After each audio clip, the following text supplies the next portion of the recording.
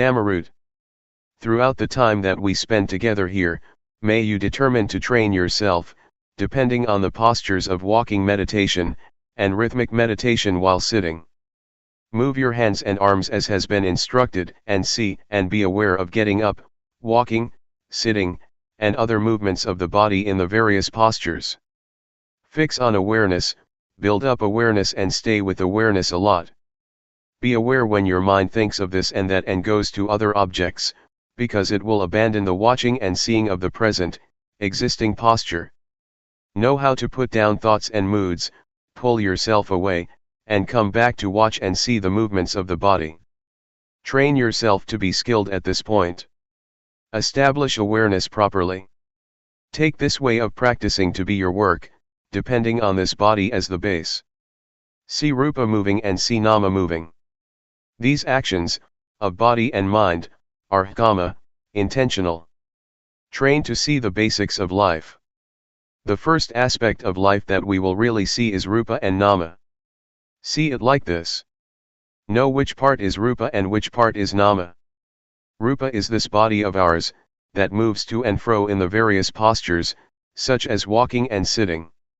Nama is feeling and thought, that which orders the body to move this way and that, it orders one to love, to be angry, to be delighted and to be sad. It orders one to go here and there. All of that is the state of Nama. All of it is a movement of the mind. This is called Nama acting. In reality, to get to see Rupa Nama and to be able to differentiate between them, takes rather a long time. This is because our minds are used to thinking, they are used to being carried away by moods. Whatever object arises, completely takes one in, a thought of anger arises and one becomes angry, whatever one indulges in, one gets overwhelmed by. But as soon as we fix on being within limits and establish awareness, those moods that used to be so powerful, now express a reaction. Some people do walking meditation for a little while and get sleepy. Some people practice the rhythmic meditation and become restless, their minds go all over the place. They struggle hard and feel uncomfortable, burdened, they have headaches and tight feelings in the chest. There are these troublesome things that come up all the time, they are obstacles. Understand this to be ordinary. Don't be annoyed, uncomfortable and burdened by those various manifestations. Establish awareness, hold on to awareness well. Whatever states or conditions arise during the practice of meditation, recognize them, see them. Have crystal clear awareness. Recollect what your main duty is. It is to cultivate awareness, and to see the body as it is moving in its present posture. This is the foundation. As for thought or any moods that come to interfere, regard that as ordinary, take that to be objects that change according to the habits of the mind, that hasn't yet been trained. All right, when it arises, but our main duty is to establish sati. Be aware, arouse awareness in order to see the body, always see the states, conditions, and whereabouts of the body, as it is moving about as clearly as possible. Know how to put down thoughts and moods that are, continuously, changing, don't let them be obstacles. This point right here, might be a big issue for some, and not a big deal for others. Characteristics and conditionings, tend to vary according to previously accumulated habits. Sometimes the thoughts and moods that interfere are quite powerful. They might make one's mind think in line with them, until one is fooled and forgets oneself. The mind wanders away, it gets really fascinated with those things. Never mind. When we realize it, and are newly aware, be careful. Come back to fix on awareness and keep on practicing. The state of the mind wandering off and lacking awareness, the mind feeling uncomfortable and burdened, arises a lot when we first set out to train ourselves to develop awareness. It is the same for everyone. Because, originally, we are used to thinking all sorts of things according to our own untrained minds. Therefore, it is going against the stream of our old habits to try and establish and arouse awareness. So, it is ordinary that there are various obstacles. In the beginning, we must depend on devotion, and put forth a lot of effort to train and establish awareness, so that one gains awareness. Be determined to make effort with walking meditation and sitting, doing the rhythmic meditation. Make movements with the body and train a lot to be aware. Never mind if the mind loses awareness, and thinks of this and that 100 or 1000 times. Regard yourself as somebody who is still new at the training. Inspire yourself. Try and do the best you can. Keep establishing awareness consistently. When you lose it, you start again, you lose it again and you start once more. The state of delusion and forgetting often, and then being able to re-establish awareness, makes one begin to be able to differentiate, and one gets to know what one's heart and one's real character are like. One begins to understand how to adjust one's own mind to be aware. One knows how to put down changing thoughts and moods. These experiences teach one to re-establish sati faster and clearer. Awareness becomes more and more prominent, as long as one tries and puts forth effort. We now begin to really discern our states of mind, the states that are conditioned by thoughts and moods, and the state that is governed by awareness. We have more ability to know our own moods in time. And there is more awareness as well as awakeness. The conditions, of feeling uncomfortable and oppressed, of doubt and confusion, of restlessness and giddiness, and of feeling fed up, that used to be there, gradually begin to fade out, with each moment that our sati sampajanya begins to awaken more and more. Until finally, when we really have aroused awareness, and a sense of being awake firmly, we see the existing rupa and nama clearly. That's it. We now get to know about life. We get to know suffering, dukkha, the suffering of rupa and nama. We will understand that rupa or the body is a lump of suffering. It consists of parts that are always moving and changing. One really sees the unfolding of the various states, conditionings, and processes of the body clearly. Breathing is suffering, it is a conditioning, it is dukkha, it is an ordinary state that happens by itself. Swallowing saliva, blinking the eyes, opening the mouth, eating, lying down, taking a shower, putting on clothes and so on, is all dukkha. They are ordinary conditionings of the body, that happen by themselves. Most people have never seen the states of the body, and the course that it takes, according to reality, like this.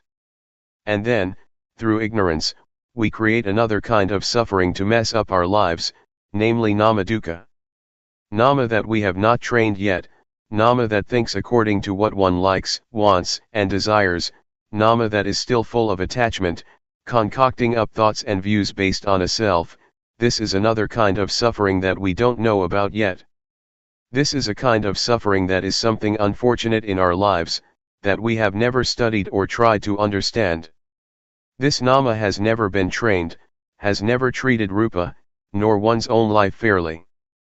But as soon as we see, train, and refine ourselves, and we know how to arouse and establish awareness, waking ourselves up, the very quality of sati acts as the judge. It is the most honest court. The kind of suffering that doesn't arise from dukkha, from the natural state of the body, awareness discerns it. Awareness brings it to a halt. Nobody can stop dukkha, the ways of the body and of life. Those states just happen, we have to be aware of those conditions, to acknowledge, deal with them and look after them, so that there is a state of normality and happiness for as far as conditions allow. But the suffering that is due to thought, that is due to nama, that is due to all kinds of wants and desires, is a state that is something untoward. It arises because of our thinking and our beliefs. This is what awareness sees. It stops and pacifies that kind of thinking. Awareness knows how to put down and pull oneself away from thoughts, in those circumstances. Awareness really acts as the judge because when one is aware and awakened, it really treats rupa and nama, and one's mind, fairly. One's life begins to be different from how it used to be. Before, one used to be a slave of moods and desires, and one used to fall in the trap of thought all the time. Thoughts, speech, and all actions used to be dictated by moods, by one's own character, every moment, every time. But now the time has come to wake up and establish awareness. Our body then has more freedom, one doesn't have to be under the power of desire anymore. Like if one was addicted to cigarettes and betel nut, and used to roam around and booze. One has been a slave all the time of desires, to have and be on the sensual plane. As soon as one is awakened through sati, one abandons that sort of behavior at once. Awareness knows how to differentiate and it knows how to properly reflect, it really sees things. Oh, this clearly is suffering. How could I indulge in those things and be such a fool? The things that one used to wallow in and be intoxicated with, really drop off our minds. There is no more desire for cigarettes, betel nuts, and booze. One completely does away with those things.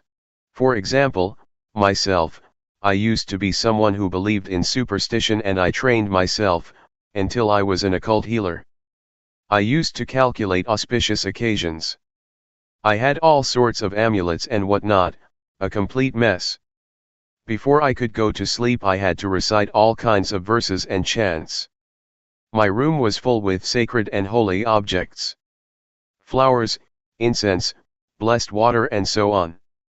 I used to chant incantations for at least an hour. Whenever I traveled somewhere I had to figure out the omens. What time to set out, in what direction etc. Going to the forest, I first protected myself from fierce animals with spells. There was really a lot of stuff. And then I met Luangpor Teean. I trained to develop awareness with him at the Budayana forest, Loy province, in 1966. For a full month I trained and strove, before I was able to establish awareness and arouse a state of being awake. The various things that I used to think about, believed in, and practiced by way of different ceremonies dropped off. They really dropped off me. Sati was crystal clear and I realized, oh, it really is because of thought, and my own firm belief that I indulged in those kind of views for many years. I was really going over the top at that time. Now I knew how to be aware, how to train and strive, doing walking meditation and rhythmic meditation. I practiced in the same way as you are doing here now. I trained in awareness, I trained and trained. From being carried away through thoughts and moods, I gradually became more aware and awake, awareness became more clear by itself. After there had been an upsurge of being aware and awake, I felt that my life had revived and strengthened, it was really more dynamic. I felt that my mind was happy and at ease. Many conditions certainly were more distinct than before. It felt like a mountain or a heavy weight, that had been weighing down my mind for ages had been lifted off my life, almost completely. I understood what old people meant when they said, heaven is in the heart, hell is in your own mind. This took on a profound meaning for me. Awareness stood out. It felt as if being aware and awake happened by itself. I didn't have to support it as much as when I first started out. Whatever I thought, said, did, the movements of the body, doing walking meditation, I really did all of it with awareness. I saw states, processes, and the proceedings of the things I thought and did, in a refined way. Regarding the thoughts and beliefs that I used to cling to, moods of love, like, anger and delusion, in fact, they didn't disappear from the mind in one go. It just felt that they had diminished a lot. They were not powerful, they were no longer the boss like before, when I couldn't establish awareness yet. Desire and ambition were still there, latent. They still showed their faces, once in a long time. Sometimes I would still think about this and that, without awareness. Even though I could establish awareness, and was well aware and awake, I still felt that I didn't have complete freedom from love, like, anger and delusion. Luangpor Teean warned to be careful of those things, to be careful of thought, and to be careful of the defilements of a practitioner of insight meditation, namely, being stuck on refined states of mind, such as too much joy, too much delight, too much peace and coolness, stuck on images that would appear, stuck on knowledge of this and that. All these things one should be careful of and not heedless, forgetting oneself and being fooled by them. And so I had to put forth more effort, but I felt that it wasn't as difficult and burdensome as in the beginning. This latter part of the practice could be called working with the mind. For the method I still use the posture of moving the body as a base. This is the sign for fixing on awareness. But now I felt more at ease. I would do the walking meditation in a leisurely fashion, and I would move the hands and arms in a relaxed and agile way. I was aware and saw the existing states and conditions of the body. The movements were very clear. There was no laziness or feelings of wanting to quit. There was no boredom, no uncomfortable feelings or dissatisfaction. And there was no confusion as before, at the beginning. But there were some occasions that my mind thought about things. It would reflect and analyze certain matters. These states would arise on their own. This would complicate things. Some of the things that I would think about I felt were important. For example, I would explain the Dhamma, in my mind, to someone I cared for, such as my friends or my family. Sometimes I would investigate and try to find an answer to a Dhamma question. I felt that each matter that I reflected on was important. And so, at times I would forget and just get caught up in thinking. The various thoughts that would appear at times were old habits. They were cankers flowing outward, asava, they were manifestations of views and opinions, they were thoughts and beliefs in various forms of myself. They would spring up sometimes. Therefore, during the time that one is working with the mind, and one sees the states of mind, and one's own thinking, one really needs to be aware and awake and to be able to establish awareness. One has a perspective.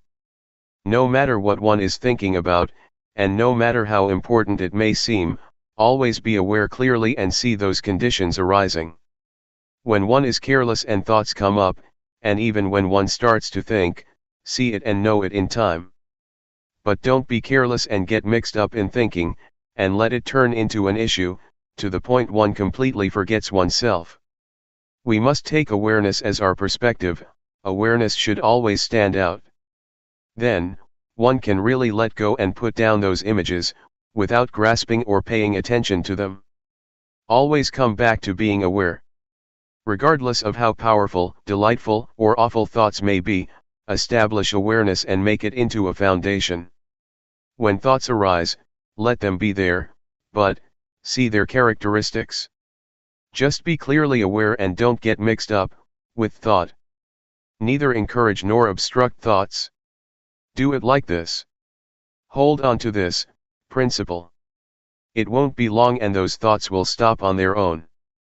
They will fade and disappear by themselves. They will turn into rising images. Just watch, see, and know their temporary rising and passing. In the end, awareness will still be as stable and prominent as it originally was. Actually, the method here is the same as when we first trained to establish awareness. The only difference is that, in the beginning of our training in the development of awareness, we put emphasis on establishing awareness, on breaking through the encirclement of the various objects, and so we give emphasis to focusing on the movements of the body. We do this exclusively in order to have a foundation, or sign in training in the setting up of awareness. We create awareness because in the beginning of our training, states of mind and mood still have power. We are still accustomed to thinking, and this gives rise to some kind of mood that we are familiar with from the past. So we are not yet interested in watching and seeing thought, as we are in the later stages of working with the mind, because one who is not able to establish awareness is like someone without a place to stand. One easily loses one's footing and slips. When we watch thought or powerful moods, we get drawn into feelings of like and dislike. We tend to get carried away with things that look as if they're easy to watch. We can't yet differentiate between the object and awareness. Even though we know and see that we experience a certain condition, we are still not able to give it up and put it down. For this reason, one is taught to make effort with one aim, namely to train in order to be able to establish awareness, to be aware and awake, to be ready, including all things. This is the priority. Make use of the postures and movements of the body as signs, and exercises to train in focusing on awareness. No need to be very concerned with thought or your state of mind. When we get to the point where we have established awareness, the mind is awake and we have a perspective on life, that's it. Now we have the ability to face thought, to see the mind, to see the stream of our own thinking in a straightforward way, without our mind slipping and sliding, getting caught up in thoughts. Therefore, only someone who knows how to set up awareness will be successful in working with the mind, someone who arouses both awareness and a sense of being awake.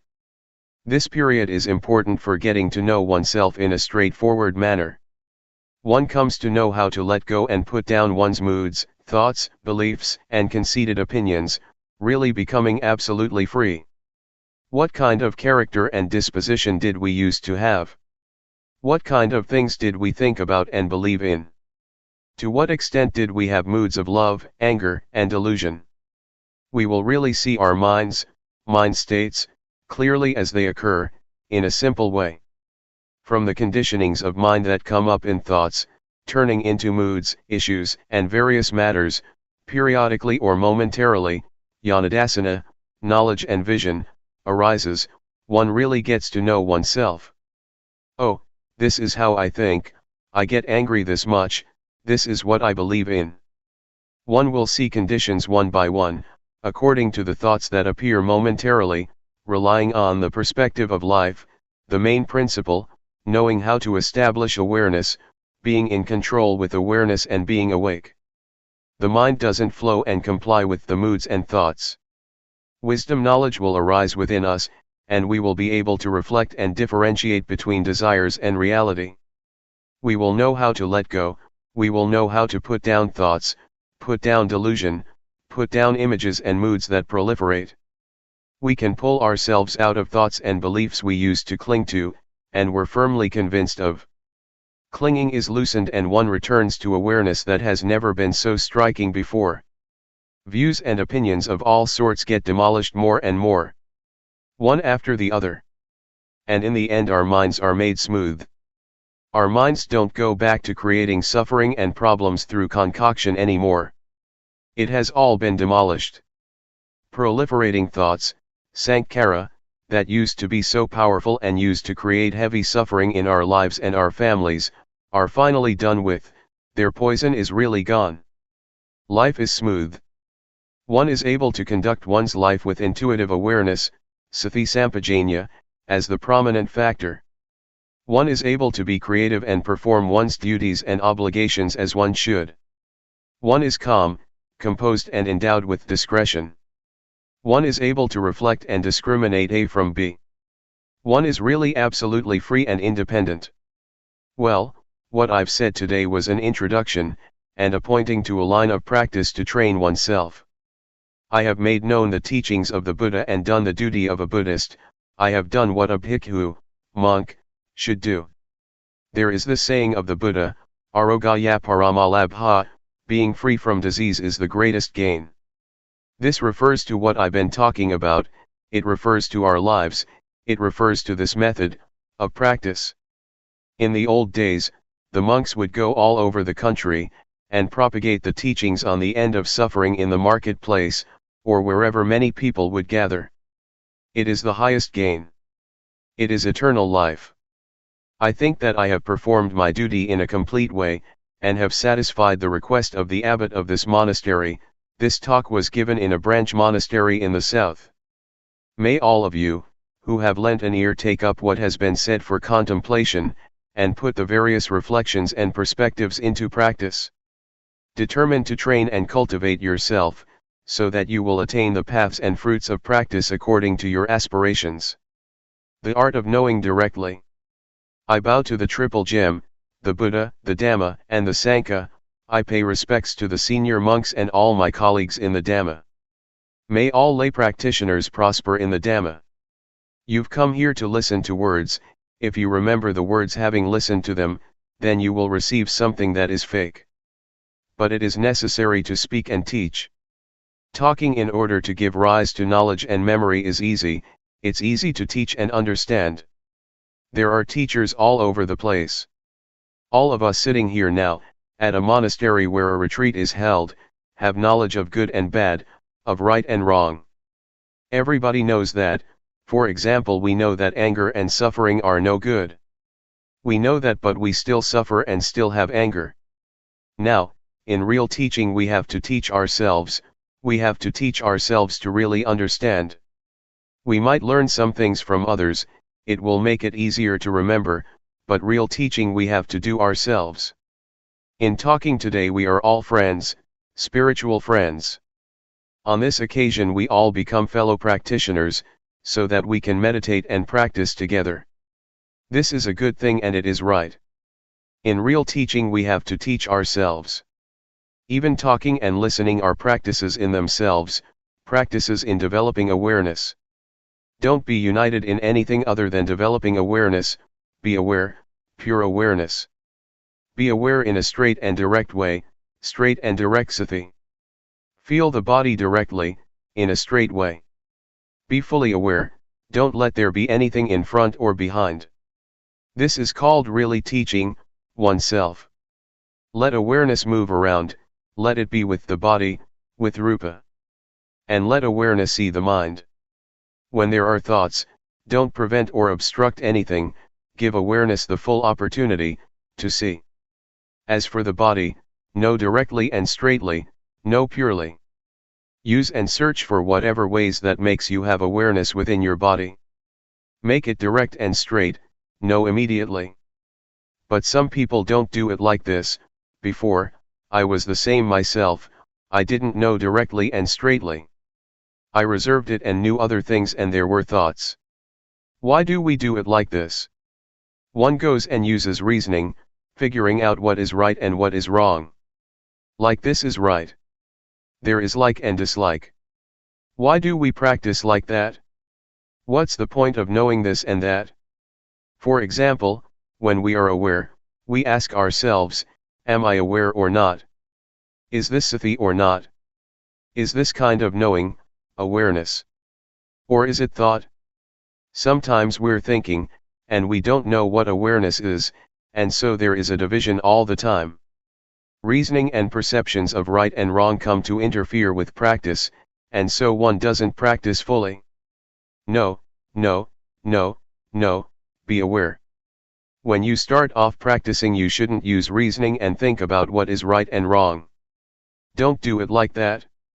Know directly, using whatever method that makes you be aware of either the body or the mind. Don't concentrate. Don't think about right and wrong before you experience right and wrong, don't think about being and seeing before you actually are and see. That's not it. It is wrong when something is wrong, it's right when something is right, you are when you are, and you see when you see. Be aware directly, don't concentrate and don't use reasoning. You shouldn't think, from now on there is no need to think. When there is awareness of the body and the mind for a long period, seeing automatically occurs. This is not called thinking, it is called discrimination, Dhammavidyaya, or orderly reflection, Yoniso manasikara, it differentiates and wisdom knowledge or wisdom arises by itself. This is called practicing directly, for example we raise the arm or we turn up the hand, just know it directly. Feel your arm moving, feel your hand moving, feel the movements.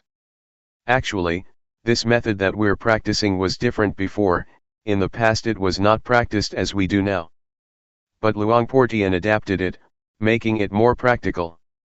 In the past it was called the method moving stopping, in Thai, Ting Ning. One would put the hands on the knees, turn up the hand and think or inwardly recite, moving, Ting, and when a movement would come to an end, stopping, Ning, Ting, Ning, Ting, Ning. They would use it like a mantra, a word to keep reciting mentally. This is not direct, it's not straight. There are still these words that obstruct the immediate experience of the movements. Luangpor Teean developed this method by not having any recitation, just feeling directly, being aware without using words, just feeling. Doing it like this, one knows. The characteristic of feeling is to know specifically, but it is not a poking kind of knowing. One knows, knows. Luangpor demonstrates it at the same time, know like this, don't fix on things. Some people know in a concentrated way, they concentrate and follow the movements, this makes awareness into something with a time span, whereas awareness should be momentary, moment by moment by moment. Doing it like that, it becomes into a practice in tranquility meditation, which it should not be. That may well make one feel uncomfortable and discontented, or stiff in the chest area, sleepy or all tense. To know directly is to know in a cheerful and clear way. Knowing. In one sequence of movements one knows 14 times. This is pure knowing. Don't let there be any separation, let the quality of knowing really contact the body. Let them really come into contact with each other. When one knows in this way, one will become skilled for sure. When there is experience, for example our hand often comes into contact with something, we are bound to become skilled. I used to be a little bit of an artist as a musician. It is an art in itself to contact with one's fingers the holes of a flute or the hammer of a xylophone. The fingers contact the holes of the flute and the most melodious sound is brought out. But when we push too hard it is a kind of concentration and the sound will not be as good. If we go and count the holes in the flute we can't play well, because the finger movements have to be just right in order to produce the right tone. Being aware and contacting the body directly and straightly, is an art. There is no need for reasoning, know in a pure way. Know in a sober and clear way. When you really make contact with the feeling it is an art, you will be skilled in it, and you will know crystal clear. To really contact and feel the body is not just ordinary knowing, it is development in itself. We might compare it to having a livelihood, when we're not doing it right we waste a lot of energy. When we know the movements through reasoning, through concentrating or by forcing ourselves, then we waste lots of energy. Some people put forth effort, doing both the formal practice of sitting and walking meditation, and their faces go all sour, they're all tensed up, that's too heavy. When we do it in the right way it is not heavy, rather, it is light, comfortable and we feel cheerful. Doing it like that one tends to forget the time. But some people force themselves too much, that's neither straight nor direct. Awareness is happiness and justness from the beginning, it sorts things out for us by itself, and it makes one feel and recollect clearly, step by step. Be in the middle, watch inside as well as outside, don't go in, don't go out. When I was a kid, I used to go with my mother to plant melons and beans. When the rains would start and my mother would plant the seeds, she used to say, if people eat it, it is merit, if birds eat it, it's a gift, if birds eat it, it is merit, if people eat it, it's a gift. This attitude makes one feel at ease. But without this attitude, we may do things thinking this way and that about making a profit or making a loss. This is wasting energy. Sometimes we even count the days, I've practiced so many days already, and I still don't have any knowledge. Some people do know, it's so easy for them. One gets bogged down in thought like this and one cooks things up. The result is that it is our thinking, our delusion that is practicing Dhamma. We practice but we still get deluded. We know and then we don't know, we stay with the knowing and then we are without the knowing, we're doing it wrong and then we do it right. When one is caught up in thought, how is one going to see thought? It is like being inside a cave. When I first started to practice, Luangpor Teean told me to go inside my hut and said, close the door. It's closed, Luangpor.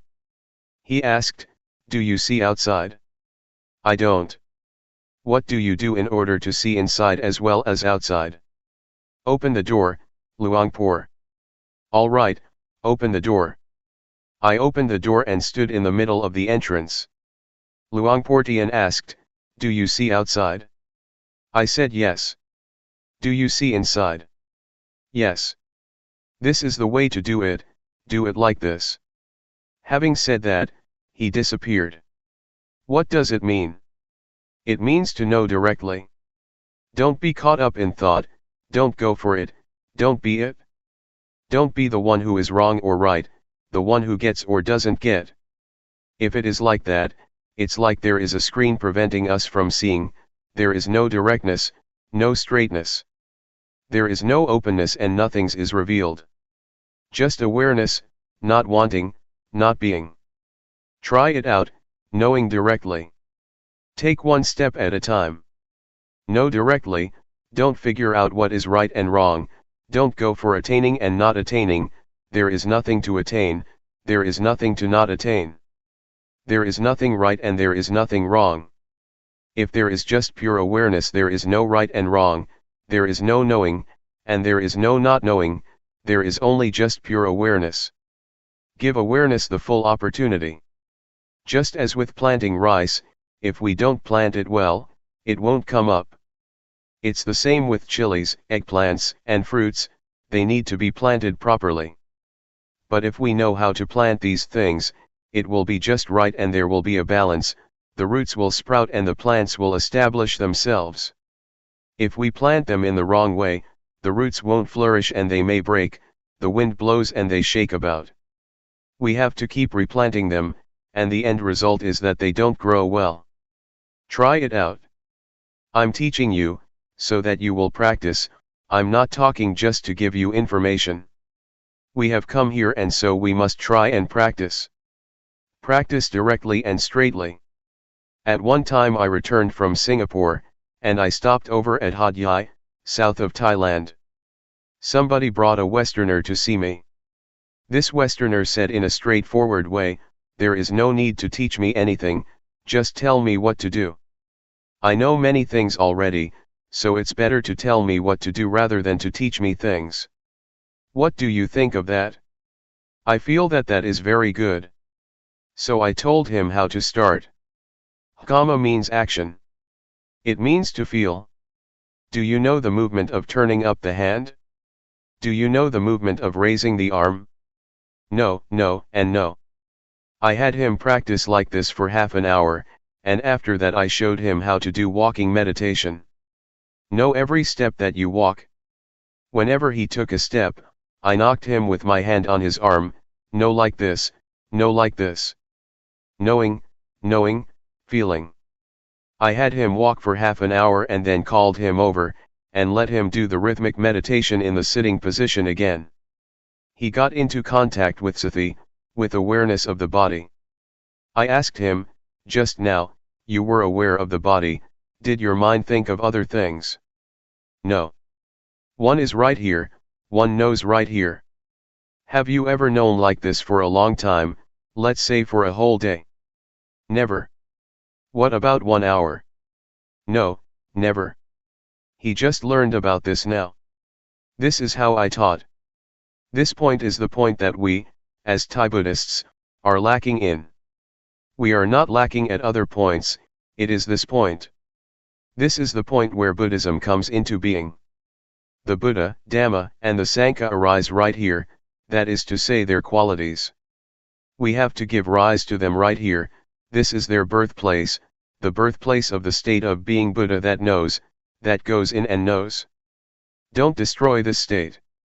And so we have opportunities, we have places such as this one, it is not as if we practice because it is the fashion. We don't advertise that we do anything else. To perform rites and rituals, make merit and offerings and so on is not the right way. To do it right in line with real awareness one has to practice like this. We have to spur each other on to practice, to live like this. The activities of Buddhism have to start off with this method, we can't deny it. We need places and the environment, and we have to persuade each other to come and practice like this. In the mornings and evenings, there are Dhamma talks as well as practice, this gives good encouragement. And so we come together to practice in this style. What I'm saying now is not for memory, it is for practice. Putting it into practice in our bodies and minds, coming into contact with ourselves. When I use the word sati, we know, we feel it at the same time that we hear it.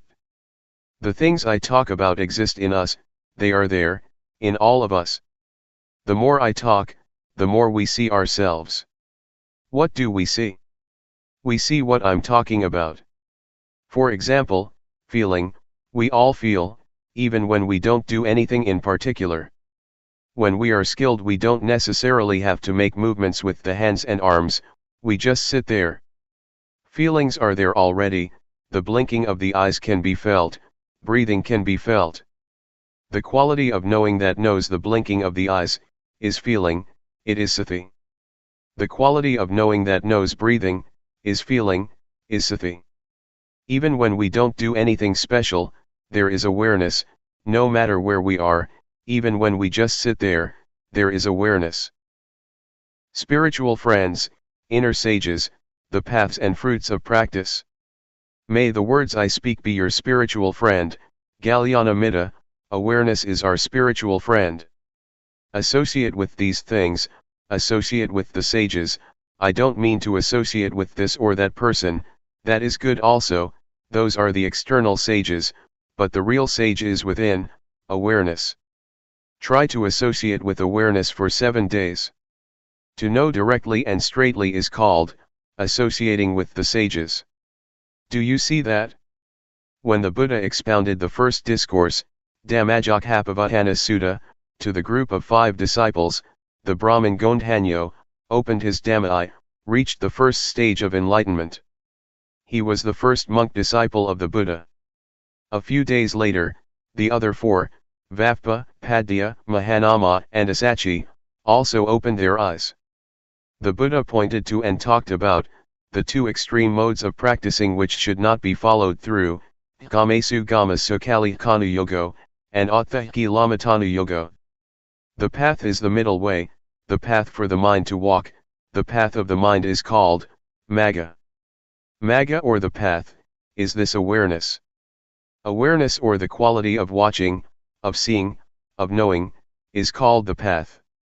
Whoever is always aware is walking the spiritual path. The path is a vehicle, it is as if one rides in a vehicle that leads one onwards. As the Buddha mentioned the path, Gondhanyo was practicing in awareness. Finally, the Buddha presented the Anathalakkana Sutta, the discourse on the characteristic of not-self, as follows. Is form permanent? Answer, no, it isn't. Does something that is impermanent have value or not? It doesn't. Should something that is quality-less be clung to, as a self or oneself? Obviously not. This way of teaching by the Buddha, by inquiring, is not telling people, rather, people see for themselves. This is teaching in order to see, in actual fact, one teaches oneself. Another person can teach one to know, but in order to be, one has to teach oneself. Can you do it now? Do you have awareness within your body yet? Try again. When walking, feel it, feel it. Sometimes thoughts come up. What do you do when that happens? Well, be aware. Be aware. Focus. Know the body, as it is moving. When there is awareness, are there still thoughts coming up? Can you solve the problem this way? Can you change thoughts into awareness? You can. As soon as awareness arises, the thoughts stop. So, know the movements of the body well. A thought comes up one time and one knows, the body, one time. This knowing is the right way to teach oneself. Teach yourself often. The more thoughts the better. But some people are interested whether the thoughts are right or wrong. They think that thinking is wrong. On thinking, see the thought, there is no right or wrong, there is just seeing, seeing thought, knowing thought.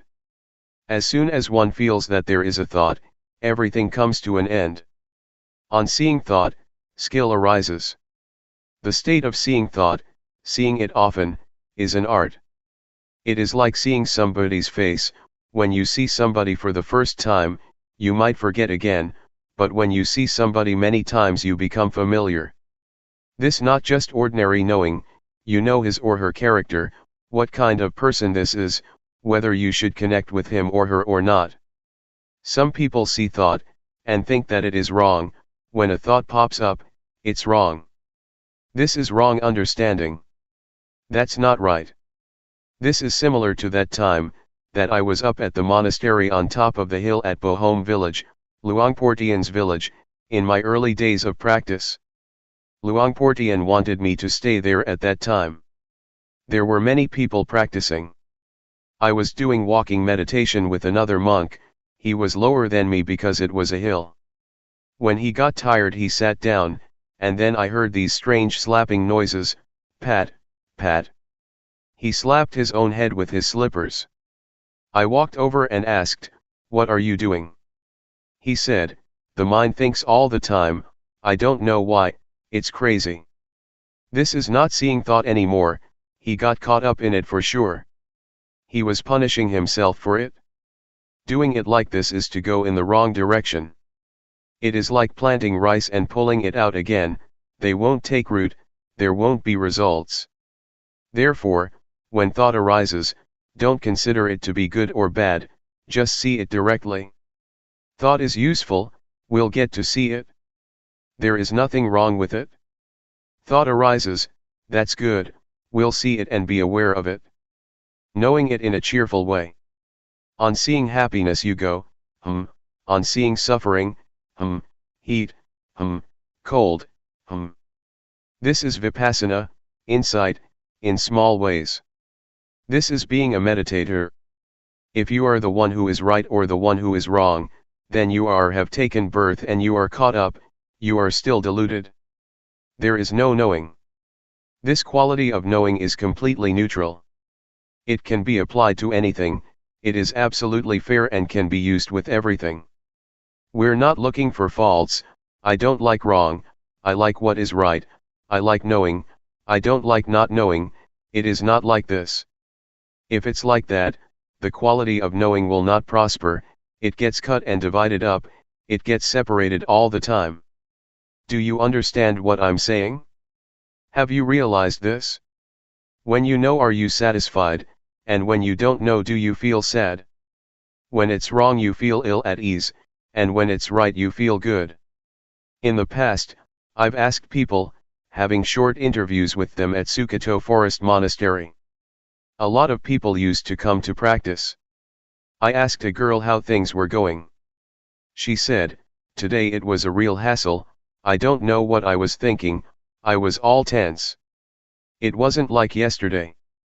Today I was really in a mess." I said to her, "This is not the way that a meditator talks, try saying it another way." She thought for a while and then said, "Today I saw the mind thinking, I saw it being tense." That's the way to talk.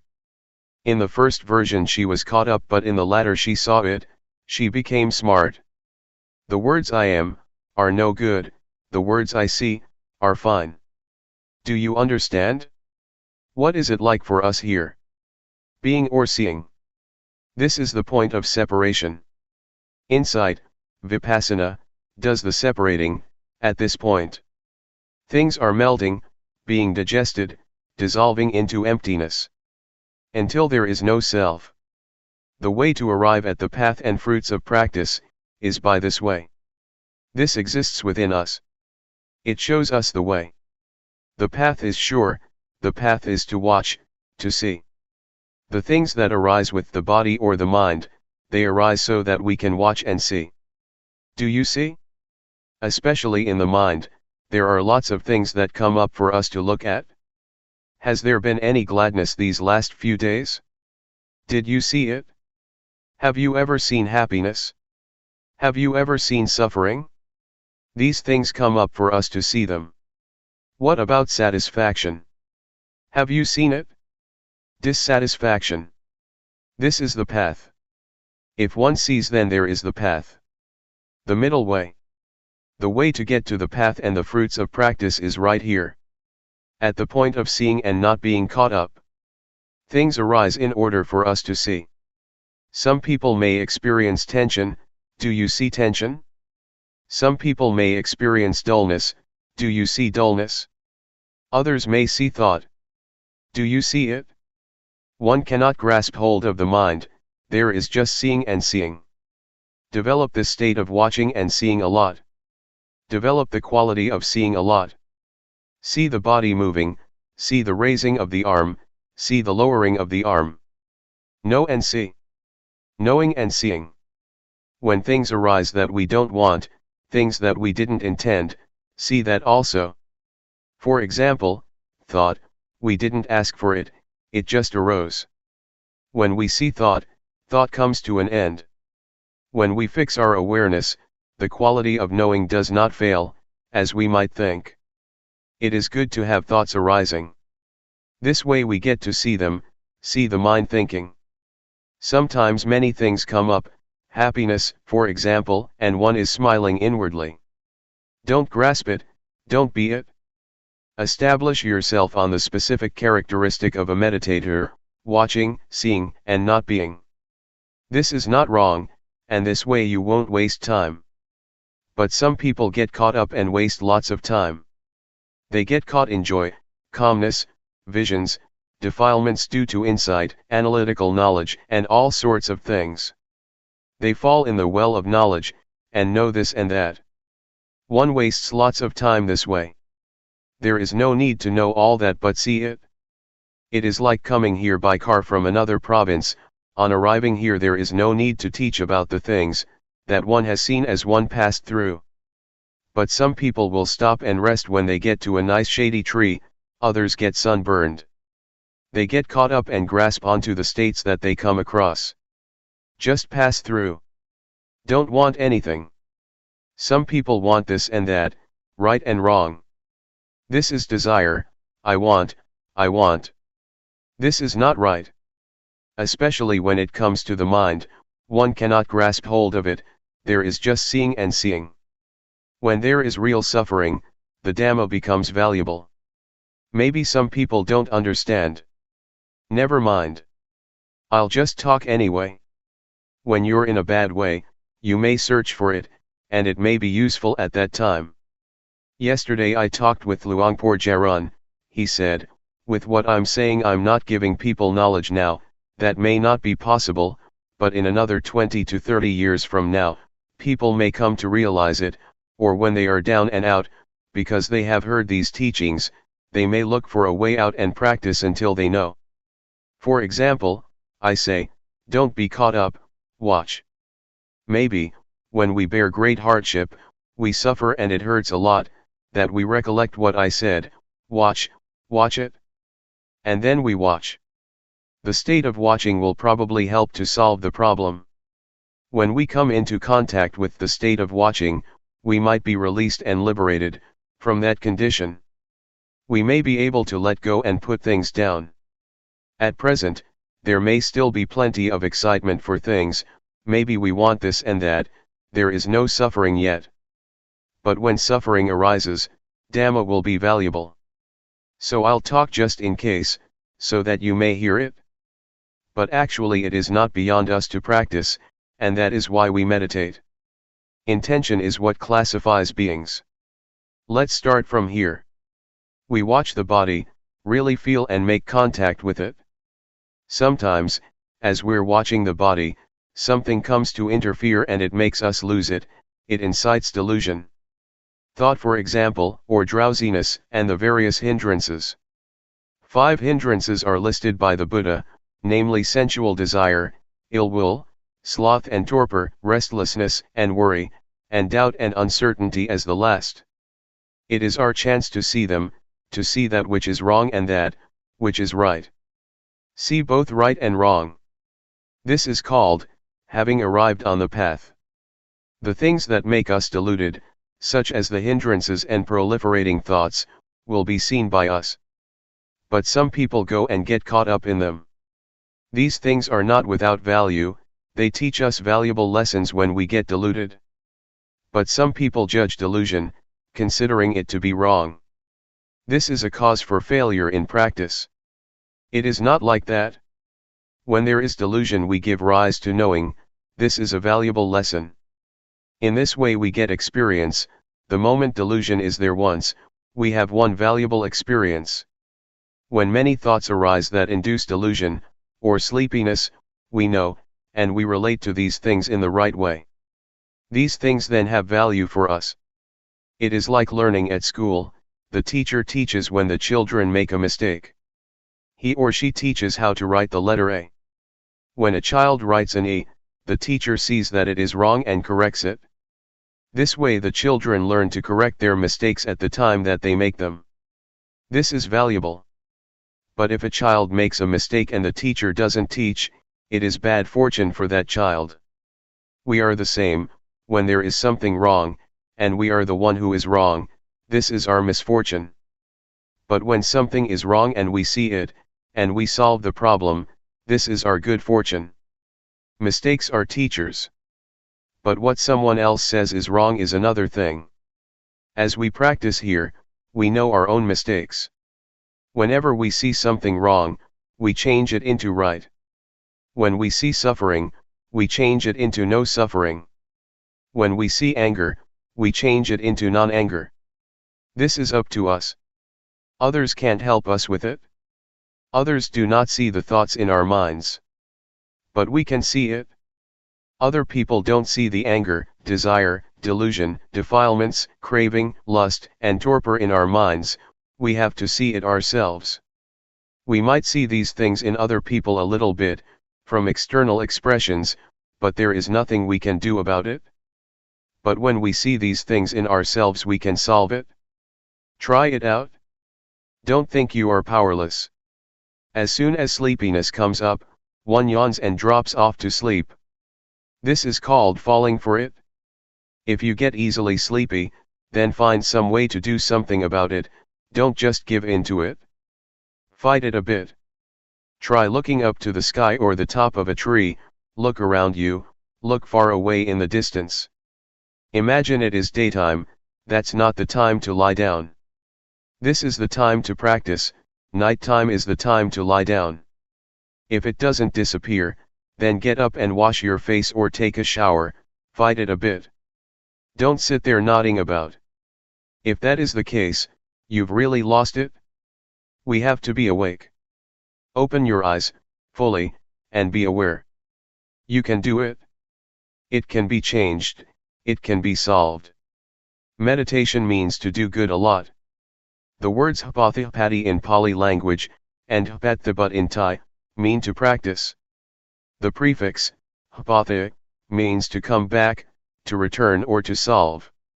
It is not a matter of doing sitting and walking meditation all day long, but never solving the problems. One thinks for an hour or two while practicing, that is not putting forth effort. It is laziness. A practitioner is one who changes wrong into right, delusion into non-delusion. Whenever there is delusion, change it immediately, this is useful. When something is wrong, change it, know it immediately, practice. To practice is to change. Meditation means to do good a lot, make that which is harmful into something good. This is called meditation. What is goodness? Awareness that we're training ourselves in is goodness. Perform this kind of goodness and do it a lot. Recitation is to keep a certain word in the mind, for example, Buddho, Sama Arahant, etc. In the past, I learned verses. I had to recite in order to become invulnerable. That is recitation. Sometimes we use the wrong word, we may call the recitation of the word Buddho meditation. It is not. It is recitation. As for the word meditation, it means to cut off, to just be aware, to feel movements with sati. Now is the time to practice, I've already explained how. Know what arises, don't know at any other place. In the beginning of the training, know at the body, not anywhere else. Take the body as the sign. Consider the body as the material or tool to produce awareness. The body is part of nature. When one sees the body, one has to see the mind too. A person consists of a body and a mind, and so this is what we learn from. These are our scriptures. The path, the fruits of practice and nibbana are right here. The hell realm, the hungry ghosts, and the thick-headed demons, are to be found right here. Realize this. Don't be fooled by things. Don't let the body or mind fool you. This mind can be developed to the end, until there is no more suffering. To be aware is to study. Awareness or sati will become skilled in the ways of the body and mind. It is right here where you will finish your studies. Students study at various institutes. When they finish they have what you call a PhD. But awareness is the real study. The word study means to integrate. One sees sila, samadhi, and panyat. It is awareness that studies the body and the mind, until it is skilled. It could be called full knowledge, parinyat. As I said this morning, there are three kinds of full knowledge. 1. Yatha parinyat, full knowledge by way of recognition. 2. Dhyarana parinyat, full knowledge by way of clarification. This is rupa, this is nama, this is suffering of rupa, of nama, this is disease of rupa, of nama, this is convention, constitution, and ultimate meaning. 3. Upahana parinyat, full knowledge by way of abandoning. Some things in the mind can be absolutely abandoned, completely changed. The mind can be developed. Don't think it is a hopeless job. As I said before, someone who is angry is at the end of one's rope. If not, then there is no problem, just normal. The state of watching is normality. Normality is the spiritual inheritance. Complete normality, until there are no more changes. Until it is stable. Attain to this state. You have the right to. The thing that leads one to normality is the state of watching, watching and seeing, and having seen not being caught up. The mind returns more and more to normal, it becomes pure. The pure mind does not get concocted. This is the spiritual life. The spiritual life doesn't mean a shaven head and yellow robes. The living of the spiritual life is this. Awareness. Knowing a lot, knowing often, being aware often, and the mind will gradually get purified. When the mind is pure, and stealthy thoughts come up, it doesn't want them, they are wrong. When anger arises, it doesn't want it even more, it is wrong. Restlessness, defilement, and worry, that's not it. That's not normality. The mind is like that, if it is not right, it doesn't want it. The mind sees and solves, it sees and doesn't want. But some people don't know, they'll take on everything. They go for happiness, delusion, like and dislike. They get caught up in all things. This one mind can be caught up in thousands of things. Then there is no freedom. No spiritual life. No purity. No normality. This way of practicing of us has definitely not changed for over 2,500 years, it still stands up to verification, it is a science because it stands up to verification. The religion that will lead the world is Buddhism. These days, scientists say that the religion that will lead the world is Buddhism. Women will lead society, men will be followers. Buddhism will be the leading religion. Especially this method of using movements through the rhythmic meditation, is very popular with educated people everywhere, both in Thailand and abroad. The reason for this is that it can be experienced, it is because we teach people what is true. Try it, raise your arm, do you feel it? This method of knowing challenges people, it can be proven, there are results. It is not limited to sex, age or nationality. It can be used and contacted by all. This is the most universal method. It is our good fortune, that 30 years ago it was Luangpor Teean who set the fashion. It is most appropriate to every sex and age group. As Luangpor Teean used to say, don't take age to be an obstacle, awareness is the same for all. Therefore, I say that it is appropriate, that it is universal. It is not important whether one is male or female, whether one is educated or not. Just be aware, that's all there is to it. Nowadays it is getting popular. I have taught in many countries, I let people test it out. And everyone accepts it. It is real. It is a science. The body and the mind really exist, sati really exists.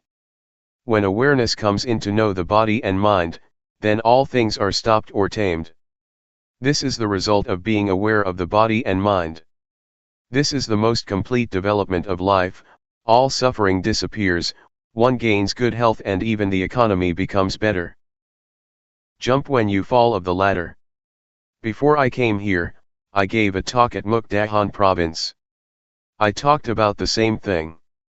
I'm not boasting, but since I've been practicing I hardly ever get sick, my health is really excellent. That is because of the development of life and I'm looking after it. The Dhamma will protect one. The Dhamma inevitably looks after the practitioner. So don't doubt.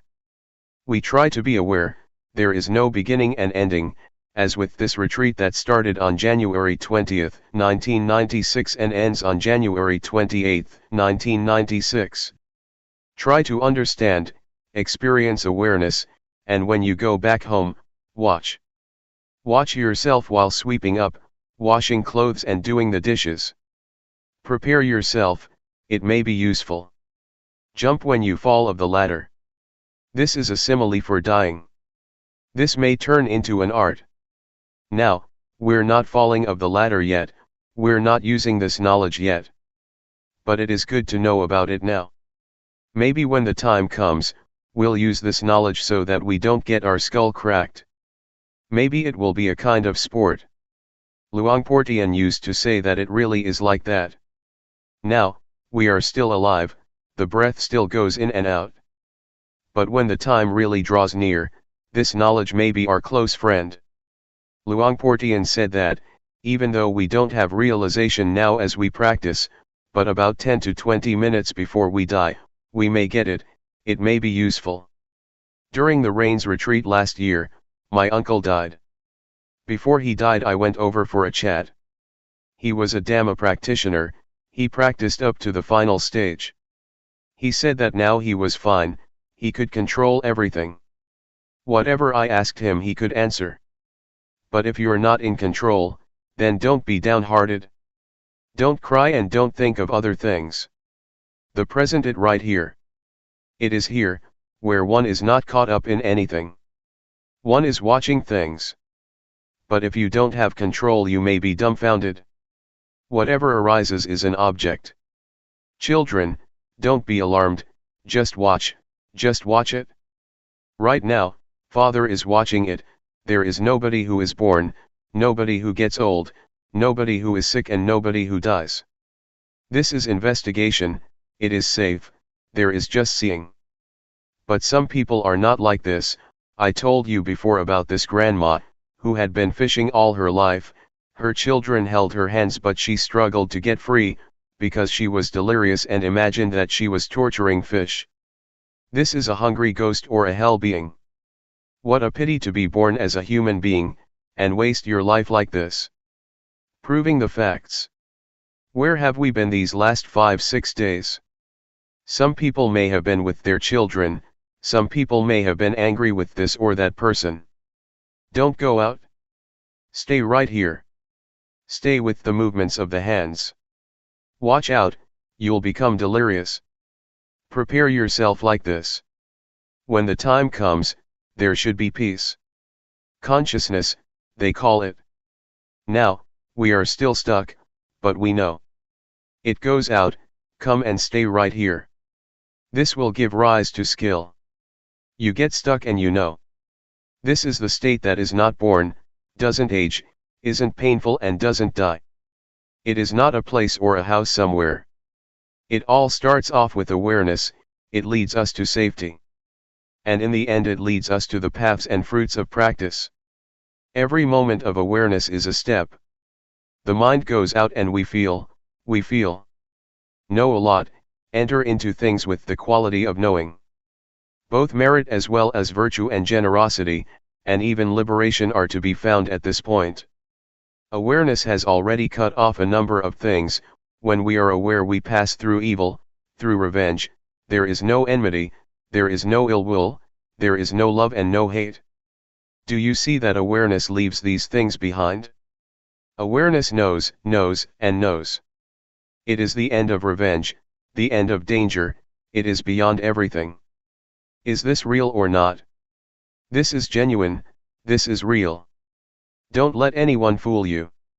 These days we get fooled a lot. Some people threaten us with hell and fool us with heaven. This is all external stuff. Try this out and prove it. Don't believe me, everybody should prove it for oneself. Make contact with awareness and prove the facts for yourself. I'm talking about the possibility. I'm your spiritual friend. Whether what I'm saying is right or wrong, you have to see for yourself. Practice today, do the rhythmic meditation. Be devoted to just this, with your whole heart. Do it fully. Whether you do walking meditation or do the rhythmic meditation, sitting under a tree, try to arouse awareness. Little knowing will turn into knowing more. This is our inheritance, our noble treasure. Build it up, you're still alive. Don't wait until you're dead, build it up now. Alright, what I've said comes from the way it is, it's not coming from memory. The things that I've been talking about, exist in everybody who is sitting here. With good intentions towards all beings that are determined, may all good qualities and the goodness that we have performed, be the power that will support and send you to the realization of the way it is, which is safety and immortality, no birth, aging, sickness, and death. 2 Dhamma fragments. A. Instructions. B. The straight way. Instructions, given at Buddha Mandala. The formal practice is really a formula in itself. One lifts up one's hand and one really knows. Raising the hand, one knows, lowering the hand, one knows, moving the head, one knows. No need to ask anyone. It is to be experienced for oneself in the moment. We know and see ourselves. We don't have to wait for even a split second. Turn up the hand and know, raise the arm and know, it is immediate. This is the real thing. What is real has to be verifiable, it is not a mind-made image. Don't go and think that it should be like this or that, just try it out and really experience it. Be aware. If you make the movements just right, one movement takes about 1 second. So in 14 seconds you complete one cycle of 14 movements, that is knowing 14 times. An hour is 3,600 seconds, if we know every time, then that is 3,600 moments of awareness, using the form of the rhythmic meditation. That's a lot.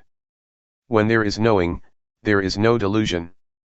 Suppose we stay with awareness for 2 whole days, or as the Buddha said, whoever has sati with the body and mind continuously, for either 1 to 7 days, 1 to 7 months or 1 to 7 years, will get one of 2 results, of which the highest is the attainment of arahantship, one who is far from enemies, impurities, one is a noble one, life is smooth, there is no danger. The Buddha challenged us with this. This is where we as Buddhists are lacking. Not anywhere else. Look at this park, Buddha Mandala, everything is huge. Thailand is a Buddhist country and all building projects get constructed. Except for awareness. Being with the body and the mind, there is not much of that yet. And so we're working on this. What happens when we are aware of the movements of the body and the thoughts in the mind? Try out to experience awareness. Steep the body and the mind in awareness, what will happen? Be aware for 10 minutes, 20, 30, an hour. Anybody who knows for an hour or 2 will know the difference between knowing and delusion. We will be able to make a choice, the mind will choose and take what is right. Delusion is not right. Awareness is right. The body can look after itself, when it is hot we take a shower, when it is cold we put on more clothes, when it is hungry we find something to eat, when it is tired we take a rest or a sleep. But the mind doesn't look after itself, unless it has been trained. It takes on suffering, it goes for anger, love, hate, like, dislike and so on. Sometimes it wants suffering and delusion. Some people go and buy delusion, they look for things to indulge in. They cannot remain still. Some people have never trained themselves. But when we train in awareness we can come into contact with it. Then we will be able to sort things out. We will side with awareness. But when we have never trained we don't know how to do that, and the mind will jump all over the place. If we train in awareness for 1 day or 2 days, the mind will come to look for awareness, because awareness is just. Delusion is not. Anger and suffering definitely are not just. We will know what to choose. The mind will choose what is right and safe. Now, when we don't train, we don't have this ability, we can't do it, and we don't know. Everybody has knowledge, has finished studies, and is capable of making a living, but the mind hasn't yet come into contact with the justness of life. We know what is right and wrong according to reasoning. For example, we know that anger and suffering are not good, we know that, but we still get angry, even though we know that it is not good. That kind of knowledge is not good enough. One has to experience things. Reasoning is still convention, it is still not right. Sometimes people kill each other because of reasoning. But in practicing Dhamma, we experience things, we steep ourselves in awareness, we don't use reasoning, it is beyond reasoning, it is ultimate. Reasoning is still convention that is dependent on conditions. But ultimate reality is not reasoning, rather, it is a clear and evident experience. Seeing anger and non-anger has nothing to do with reasoning. Anger is not right. Non-anger is right. When we have experience, we know that delusion is not right, and that non-delusion is right. When we have experience, we don't have to ask anybody.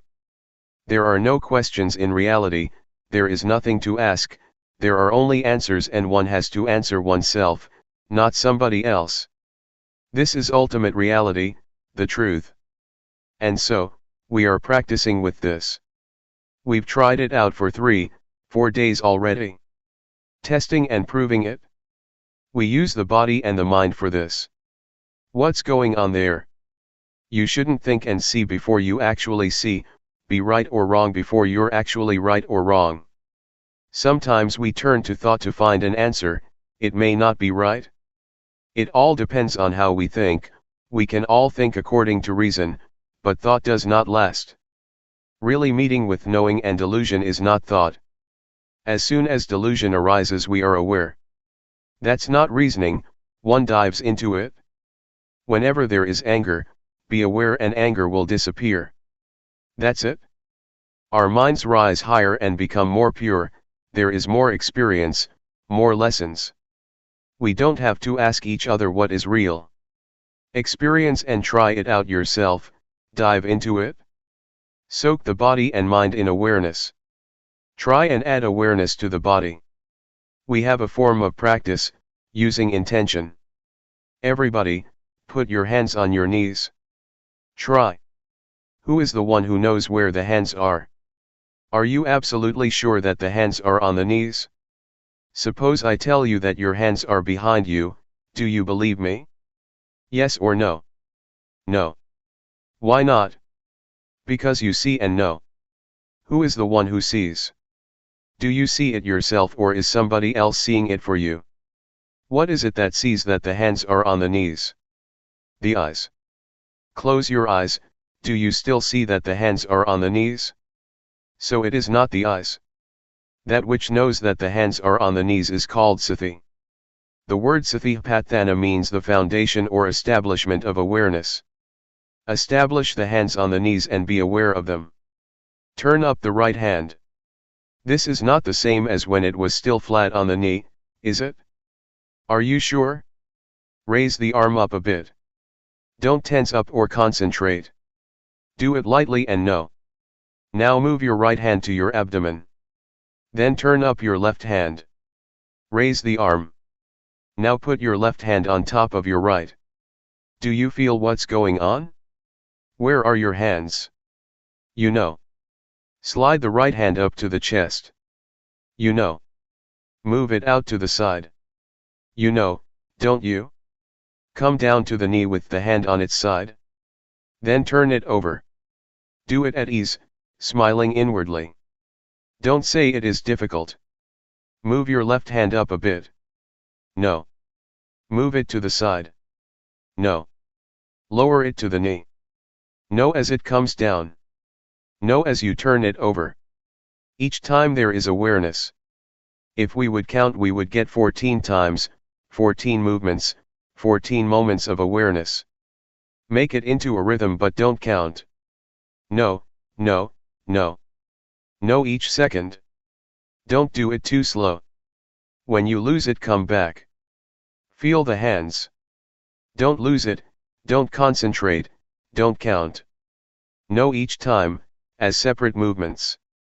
This kind of knowing is not a continuous state, that would be tranquility meditation, and one won't see thought because it doesn't arise.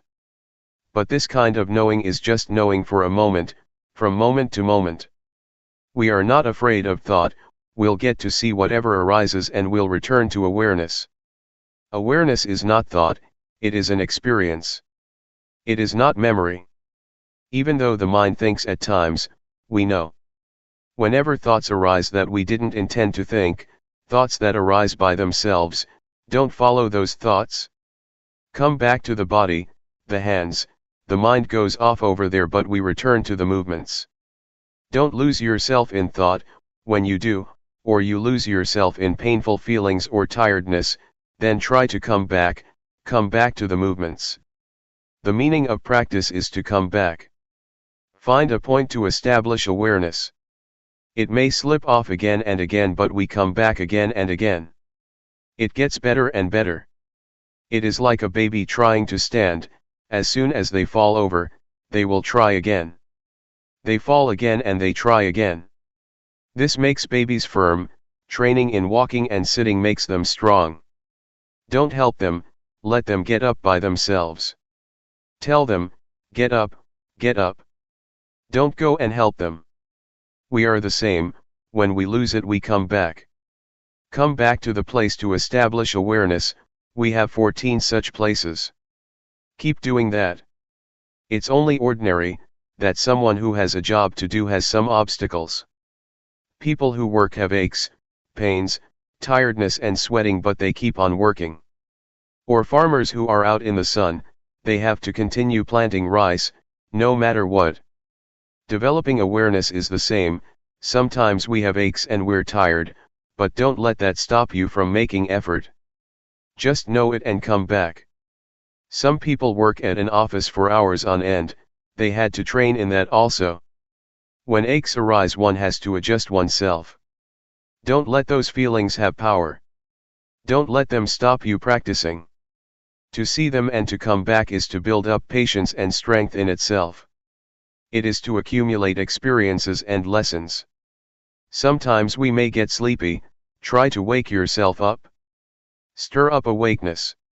Whatever method works, there is no fixed way. You might get up and walk, you might look up in the sky, you might rub your face with your hands or wash your face. Don't give in to the extent that you just forget about awareness. It is good to train with this, sleepiness will teach us. Delusion and suffering will teach us. Whatever arises we use for training in awareness. Sleepiness, aches, delusion and thoughts, all are objects for awareness. They are all teaching us. We get plenty of teachings, because awareness is that which solves the problems of body and mind. Awareness is truth. It relates to the body and mind differently than, for example, medicine. For a specific disease such as a stomachache, one has to use a specific medicine. Awareness can be applied to all affairs of body and mind. Sleepiness, delusion, and thought make us aware. Developing awareness is really extremely convenient. Everything is an opportunity to know. Blinking the eyes and breathing can be known. Apart from the formal rhythmic meditation, you can train with this and with that. Sometimes too much formal practice can make one weary. We should change the posture then. Adjust yourself a bit. If we have been in the same posture for too long we should make some change. Start anew. Make awareness prominent. A movie maker doesn't stay with one scene for too long. If sitting for a long time makes you sleepy then get up and walk, so that the quality of knowing becomes clear. Don't let sleepiness and delusion become clear. Keep adjusting. Do it a lot and awareness will become distinct and big. It has power now, it is easy to know. When we can't do it yet, it is easy to be fooled. When delusion is mighty, it is a burden, and so we try to train anew, and make awareness precise and clear. Don't just go through the movements of the rhythmic meditation, do it with awareness. If you're not aware, then don't make movements. Do it slowly, be attentive. Jack up your heart, make it firm. No, no. Really no, don't just go through the motions. This will make you familiar and it will be easy to know. It is possible to understand the Dhamma and have realization fast. To know 50% and be deluded 50%, is not a good way to start off, and drowsiness will be a problem. Some people are habitual nodders. You must be awake. Be aware and smile inwardly. Be at ease, set your face, your body, and your heart at ease, don't think that it is difficult. Make yourself comfortable in practicing. We don't focus on what is right and what is wrong. Whatever happens is all right, never mind. A bit of delusion? Never mind. Enjoy yourself. Being overly careful makes the mind heavy, and then it's easy to become dull. But if you practice in a carefree way, it is fun to know. The straight way. May all of you be attentive and intentionally build up awareness, by using movements. Try it out, test it out, experience it. If we are aware of movements for a long time, awareness will abandon that which is no good. To be aware is to do that which is wholesome, and when there is awareness the mind will gradually become clean, peaceful, and pure. The mind will be like a still lake without the wind blowing. The mind doesn't ripple, there are few objects of mind because of awareness. Awareness is what cleans them up and brings about a natural balance in the mind. Sati is awareness, it is nature, it is your friend. It makes the mind normal. When the mind is normal, it thinks only little. Because awareness makes it feel the present all the time. When there is awareness the mind is pure. The purity of mind is what normality is. When the mind is normal, it is like still water. One can see fish in water that is still. One can see all sorts of things in the water. We can even see air bubbles of little fish. That is because the water doesn't ripple, we can see everything clearly. We can even see the reflection of our face in the water. Luangpor Teean said that, at the time that he was still practicing, it was as if somebody gave him a push when a thought came up. Oops, what was that? Another thought, and another whoops. Then, he saw it, the mind thinks. It is thought. The reason things happened like this, was because the mind was dwelling in normality. As soon as a thought would come up, that would make a big difference. Thought is something coarse. Before I didn't know that. I thought that the body was gross, but I no longer see it like that. When the mind dwells in a state of normality for 1, 2, or 3 days, the mind is pure, there isn't anything making it dirty. The mind experiences this pure awareness. Before, there would be thoughts and the mind would be soiled by them, there was no knowing at that time. I have been with thought for 20 to 30 years. But when there is good sati, the mind comes into contact with awareness, comes into contact with purity and normality. One could compare it with clean clothes. Or, compare it to being an adult. Before we were children and didn't know right or wrong, didn't know about cleanliness and dirtiness. On seeing mud we would go and play with it. And we didn't feel disgusted. But when one grows up to be an adult, one sees and knows about things. The mature mind, that is, the normal mind, the pure mind, experiences awareness, and on seeing thought, it perceives it as something out of the ordinary, as something gross. Luangpor Teean said, a thought popped up like a sudden flash. When one sees thought clearly, one, automatically, opposes it. One sees it just like seeing air bubbles of fish in the water ripples, because of the bubbles, and we know. Even when it ripples a tiny bit, we still know, because normally the water is still.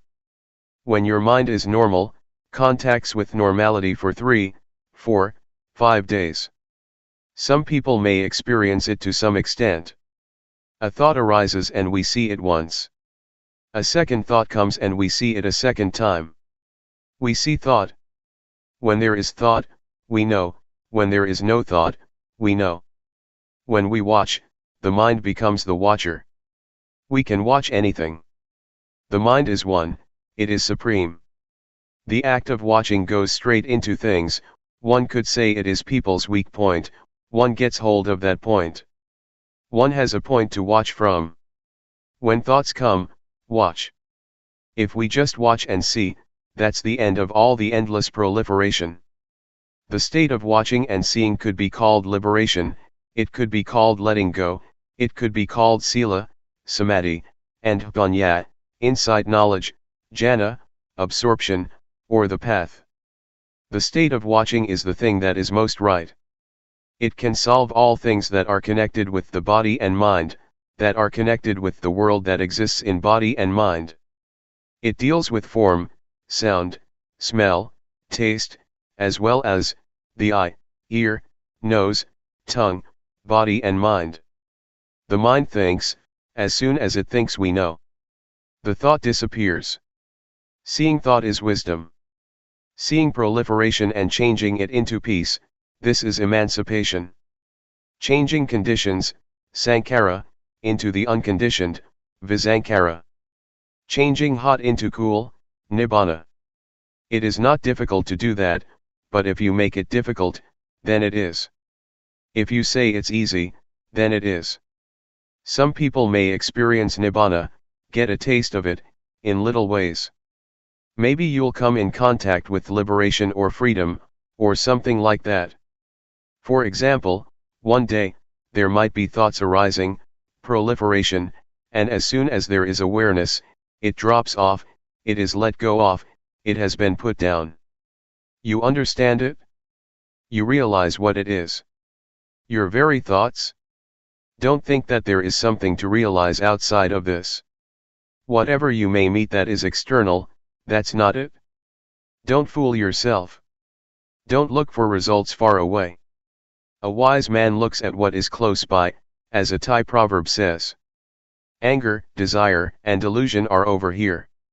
Don't depart from awareness, watch things with awareness over here. Now, the mind is all right, it is normal. It won't be long and it thinks again. We watch that. Watch it clearly. Become familiar in watching, and skilled. Be a champ in watching. It is good to see suffering. To see suffering is the most excellent thing. Clearly seeing the suffering of Rupa and Nama. Suffering gives rise to Buddha. If there was no suffering, there would be no Buddha.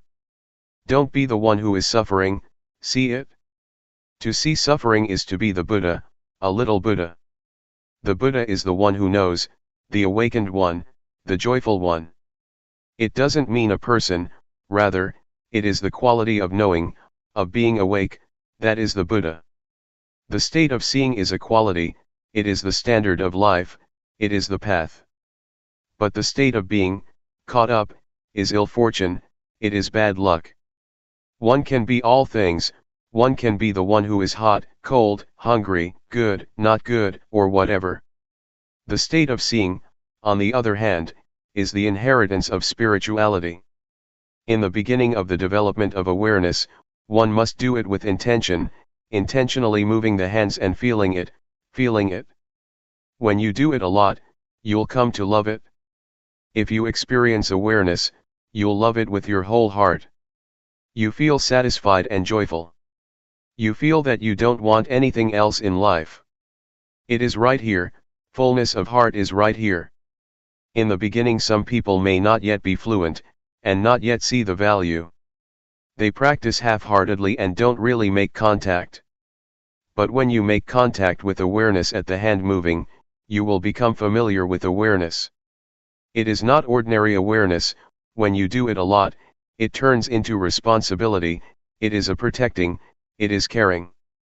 If we try to experience awareness, love will spring up, we won't be fooled again, we don't want anything else, we are content and we love this method, we are satisfied with it. We were born for this state of awareness. Once we have experience with this method, We are safe, utterly pure, and we don't have problems or suffering. We are diligent to experience awareness, and a whole heap of stuff comes to an end. I'm talking about things that are possible. Everybody can try it out, to build up and experience awareness, and you will come to know the facts for yourself. May you all participate in studying this matter, because I really can't do your practice. Awareness is not something to flatter or extol people with, as some public speakers do concerning merit. I have been speaking on the Dhamma, I haven't spoken about anything else. Dhamma is nature, ordinariness. The things that I have spoken about are things that exist in all of you. I didn't talk about things outside of you. Our duty is to put forth effort and try to develop awareness, being aware of raising the hand. Be aware of the body. As for the mind, don't go and look for it, but when it thinks, then watch and know it. Don't make it into your focus point, just watch thoughts when they arise. At first, try to be aware of the body. Walk and sit. When the mind comes up with a thought, know and don't be caught up in it, see thought. Then, return to awareness of the body. This is the method that I'm teaching you. I speak so you may hear. You are the ones who are listening, reading. Having listened, put it into practice. If this is the way it is, then there is hope for Buddhism. Well, I guess this is enough. I don't talk so much in order for you to remember, I talk in order for you to see clearly. I talk in order for you to go ahead and do it. Answers to some questions and some experiences in training in awareness. Question, talking about not clinging, when somebody who is used to saying whatever he or she likes, gets angry and abuses someone, they let go and feel all right. It seems as if such a person doesn't feel troubled about it. But in fact there is a kind of clinging, isn't there? Luangpor Teean, in such a case, one is completely overwhelmed by defilements, that is not letting go. Rather, the defilements are satisfied, having eaten to their heart's content. Question, but they don't have any suffering, it doesn't make them feel uncomfortable. Luangpor, defilements get to a point where they are full. Swearing at someone makes one feel good, right? Question, sometimes we do things that are not so good, like being angry and reacting in a heavy way, but if we don't think about it we feel all right. Others, who are good people with ideals usually think about their actions. Is that good or bad? Thinking about one's actions is more suffering than not thinking about them. Luangpor, it is good because one looks after one's virtue. There is still suffering, but one recognizes the difference between one's own and another's goodness and badness.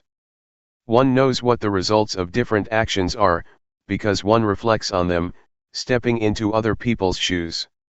Then, one should learn to let go and take the experience as a lesson, the good ones as well as the bad ones. Question, I've heard a monk say that a practitioner is like someone who learns to drive a car, at first it's awkward and quite difficult. Luangpor, it's like that. Learning to ride a bicycle is the same, at first it's hard to keep in balance, sometimes you want to make a right turn but instead you make a left. Or you see an obstacle in front of you and you try to avoid it, but you run right into it. It takes a lot of sweating and quite some time, before you find your balance. But what's it like when you've trained yourself? Easy, everything is automatic, no matter where you go you're fluent and skilled. Question, it's really hard to train like that. Isn't it better to not train at all? Luangpor, well, then you can't ride. If we don't train our minds we will be servants of circumstances and desires. This will make one go up and down throughout one's life. Question, what was your experience like when you first set out to practice, did you have obstacles or was it easy? Luangpor, oh, it was really awkward and difficult. At first, I felt very uncomfortable and fed up, why do I have to sit here and practice like this? The mind was raising objections like this all the time. But I challenged myself and kept on training. When I had trained myself more and had fixed on awareness more continuously, the mind's arguing began to diminish. There was more awareness and it was more continuous. After that, I found the way. When awareness became awakened, I really found the way. I saw Rupa and Nama. I saw the three characteristics, I saw the states of the body and the mind arising. My life during that period was nourished with joy. The mind didn't wander, there was really clear awareness that was independent. But at first, it was a real hassle, I had to put a lot of effort into it, and I felt uneasy and burdened. Actually, I've trained in the method of using the mantra, Bhudo before. I practiced with that until I was skilled at it. But I still got angry, I couldn't deal with suffering. When I trained in developing awareness, it was very hard in the beginning, because there was still opposition in the mind. However, when I continued to make effort and awareness became crystal clear, I got to know that this method is actually not difficult and bears lots of fruit. Afterwards I felt that the method of mantra recitation is much more difficult. Question: how do you mean more difficult? Do you mean that there is more opportunity for the mind to wander off? Luangpor: no. When I trained at Bhudo, I was just beginning.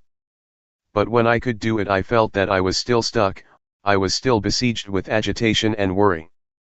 Later, when I switched to this method, it was easier than the recitation method.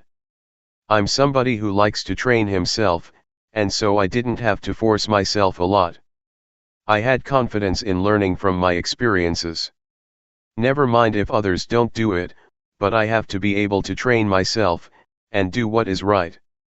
This is how I thought at first, and this spirit backed me up all the way.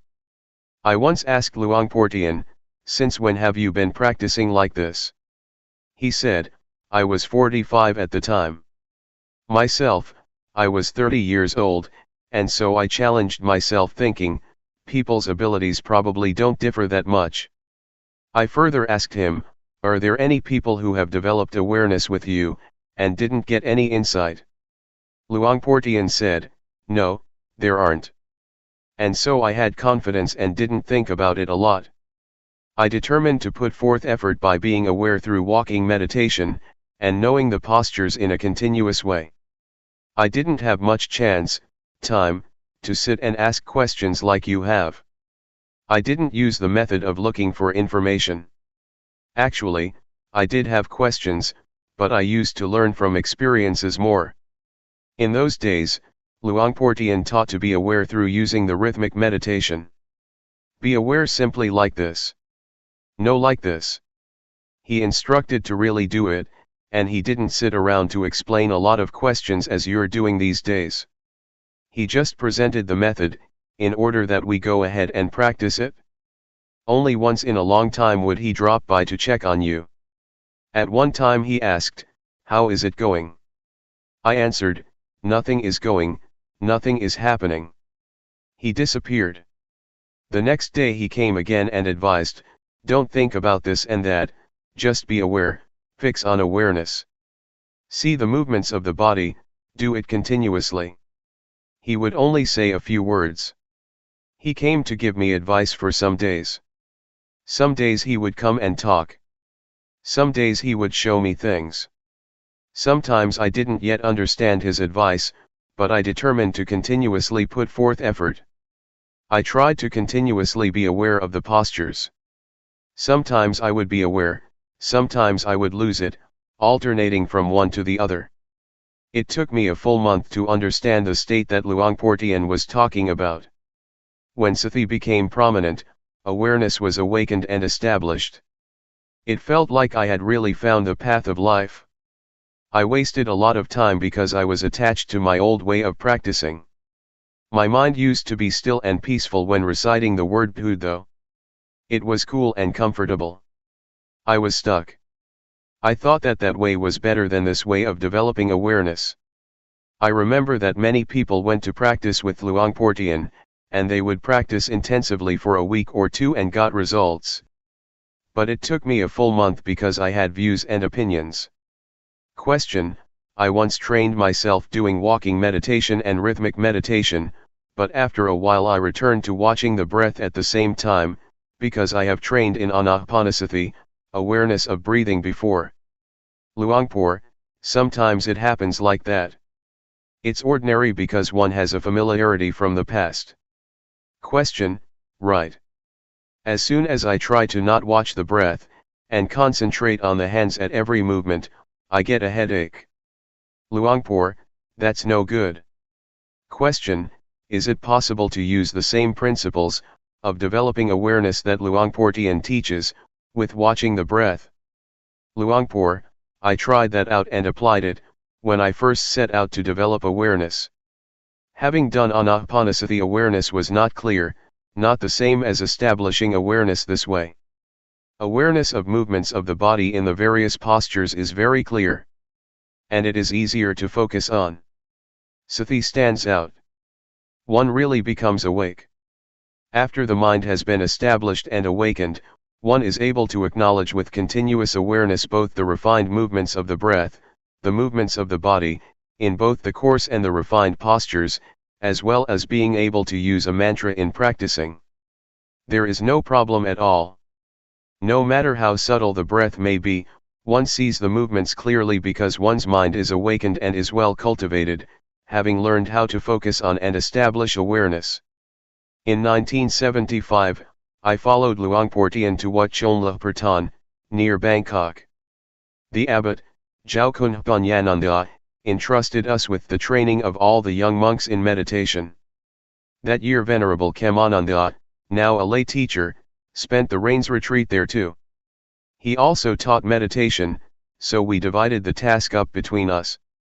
Venerable Khemananda taught anapanasati, as is taught by his teacher Ajahn Buddhadasa. Luangpor Teean and myself taught the development of awareness using the rhythmic and walking meditation. At that time Venerable Khemananda didn't yet understand Luangpor Teean. After the first month of the rains, 3 newly ordained monks asked to change and come and train to develop awareness with Luangpor Teean. They sneaked away from Venerable Khemananda. Luangpor Teean instructed them. Those 3 monks were very determined, they managed to focus on awareness and make it stand out. This gave rise to joy and confidence, and they invited their friends to give it a try too. Venerable Khemananda got to know about this. He was surprised that the young monks were so serious about developing awareness, and so he came to check it out and ask some questions. In the end, Venerable Khemananda tried Luangpor Teean's method to develop awareness, and was satisfied with the changes that took place in his mind.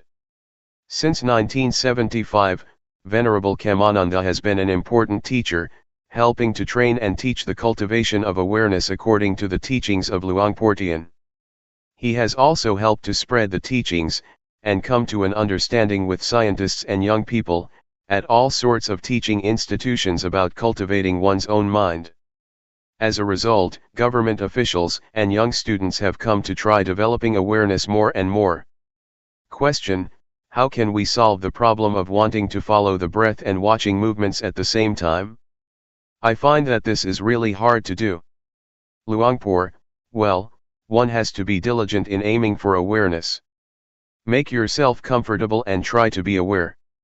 You don't need to make all-out efforts or force yourself. When you lose awareness while watching the breath, then let go at first. Never mind if the mind goes off sometimes. On realizing that your mind has wandered off, you come back again to a new moment of awareness, and, so doing, you put down the thought or object that made you lose awareness. Train to bring up awareness. Do it at ease.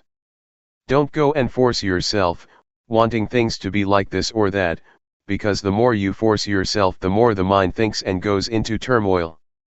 Be aware continuously. When you have awakened awareness, the wandering of the mind will disappear by itself. Question, in watching the movements, do we have to see the various postures at each moment? Luangpor, there is no need to determine to see the various postures. Just train to be more and more aware, and when awareness becomes awakened, this awakeness of the mind will see the various postures more clearly by itself. Question, at first, I tried to watch the movements with every move, in an intensive way. Luangpor, that's not the way to do it. Just train to bring up more awareness, making it more continuous. However you move, let the mind be aware of it, see the process of moving continuously. When your mind starts to think of this and that, or some mood arises, don't get annoyed or try to stop it, don't be interested in what's happening, rather, turn back to being aware, wake up awareness. First, train in establishing awareness. When awareness is awake and established, it will be easy to see thought, and to keep up with the arising moods, not being caught up in them. Awareness will be clear and it will happen by itself. Question: when I first tried, I tried to concentrate in order to not follow or think anything else. Luangpor, don't concentrate, it will give you a headache. Question: from your experience, do you find that focusing on the breath gives good results? Luangpor, there are good results when one does it in the right way. Question: but I doubt whether there will be progress or not. As far as I have practiced, there was peace but no more than that. I'm still as caught in moods as I was before. Luangpor, peace is samatha, it is just the basic stage. It is a state of mind. In developing awareness, one doesn't get peaceful, not that kind of peace. When awareness is awakened, it turns into Vipassana. It is wisdom knowledge, it sees the body and the mind. The walking meditation and the rhythmic meditation, moving the arms about, is a method, it is an exercise to focus on awareness. We take the movements of the body to be a sign, nimitta, and a base. It is the foundation for waking up sati, and making it continuous. When we have established awareness, we will see what's going on in the body and the mind as it is. Just the awakeness of the mind, the state of having sati sampajanya, that is completely awake, is enough to bring happiness and normality to your life. The result of awakened awareness is wisdom knowledge. This means to see all things as they actually are in reality. The kind of seeing that is important to guide life, to the overcoming of suffering and all kinds of dis-ease and dissatisfaction, is to see thought and views, to see the process of proliferation in oneself. We see this, and we are really faced with suffering. We really see the states, characteristics, and the arising and passing in our minds. It is a seeing through sati sampajanya, that is established and awakened. No matter what state or condition we see, we can abandon it. We abandon things in stages, for example various views and opinions. We really see these things. Question: does this mean that training in anapanasati cannot lead to insight? Luangpor, it can. If we don't wallow in watching the breath until we become peaceful. Train in watching the breath with sati, being aware of it. Whether you're watching the long or the short breath, watch with awareness. Awaken awareness and remember that you focus on the breath in order to arouse sati, and train the mind to have recollection, and awareness that is more awake, not to let yourself follow and be caught up in the passing thoughts and moods. We develop awareness in order to live our lives with awareness. We depend on awareness and awakeness to work with the mind. To see thought, to see one's various views and opinions. We see it so that we can diminish them, abandon them, let go of thoughts, and put down various moods that we used to be deluded by. And so we must be careful that we don't train the mind for any other purpose. Question: there is a book of Ajahn Buddhadasa, which teaches not to train in anapanasati just to make the mind peaceful, but in order to see rupa nama and the three characteristics. Luangpor, right? He teaches to reflect on the three characteristics and see one's mind, to see what's happening in one's life. He doesn't teach people to get stuck in peacefulness. Peace and coolness are very delicious, I have been addicted to it. It's like drugs. The trained mind is cool and still. I certainly was immersed in those states. When I went to work on the fields, I wanted it to be evening quickly, so I could go back home and practice meditation in my room. I would make the mind peaceful. I was really attached to it. Question: I used to practice mindfulness with breathing, but I only got as far as peacefulness, I didn't know what to do next. Luangpor, there are two kinds of peace, one is stillness, the mind is peaceful and secluded, but the other kind is peace because we have sati-sampajanya, and are awake. Moods and thoughts cannot enter and become powerful in our minds. Life is free from complexity and turmoil, this is peace due to our ability to establish awareness. We don't let the mind think and proliferate following thoughts, beliefs, and desires that we are familiar with. We know how to allay ourselves from delusions, attachments, and conceits. This latter kind of peace is therefore the kind of peace that can be used. It should be developed, one should train to have and be it. One should practice to keep up with one's mind more. In your case, you have practiced anapanasati before, so just continue with it, but be careful. Don't immerse yourself in concentrating until you get stuck on peace and calm. Try to practice with awareness and awakeness. See the movements of the breath more and more clearly together with the mind waking up more and more. The breath is one thing, that which sees the breath is another thing, something that stands out. When intuitive awareness, sati-sampajanya, is awakened, the seeing or knowing of thoughts in time with their arising, will happen by itself. Question: what I did before was to follow the breath. Sometimes the mind would think of other matters, and as soon as I realized that I lost it, I would come back to the breath. Sometimes peace would arise after a while. Luangpor, all right. Next time, as soon as you realize that you're getting peaceful, change your posture. Try to wake yourself up and watch the breath again. Or you change to focusing on a more coarse posture such as walking. You have to try to arouse awareness, don't just let it stop with the arising peacefulness. Question: sometimes when there is peace, the mind dives down and it is hard to pull it away, awareness is all gone. Luangpor: yes, that is an obstacle. You should change the posture, get up and do this, do that. Rub your face, rub your body. Make sure that you wake up and bring back awareness.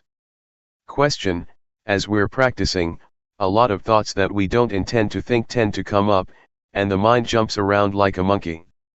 When we have practiced with awareness, does that kind of thinking stop altogether? Luangpor: if awareness really sees it, it will stop. When one is aware and awake, it will really stop. But when starting off to train, we have to have a sign to exercise with. What is recommended are the movements of the body. They are the base for establishing awareness.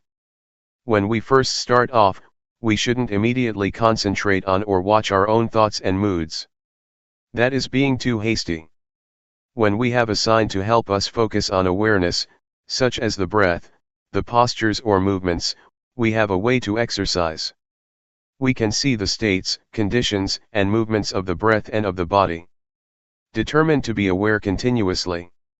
As soon as your mind thinks of something, know abreast of it. When you're careless and thought arises, as soon as you realize it, those thoughts will stop, they won't go on.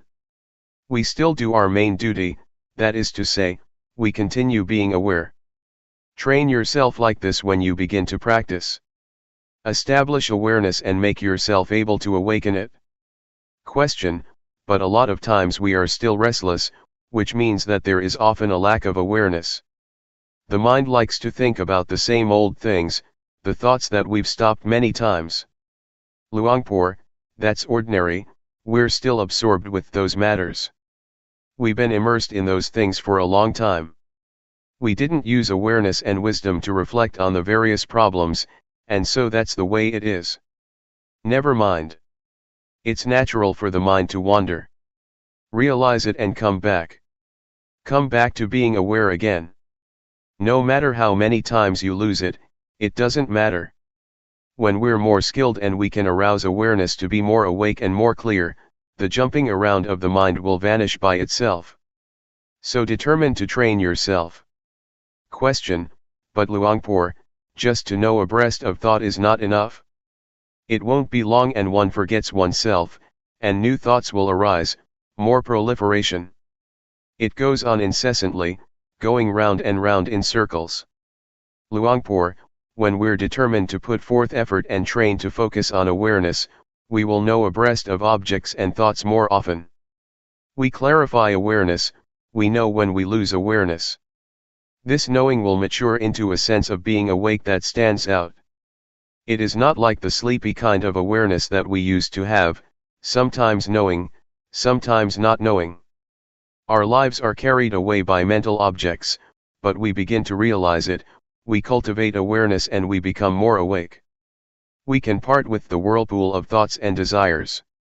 We gradually get more skilled at doing that. In the end, our recollection and awareness will be awakened and established, that is the foundation of awareness, satipatthana.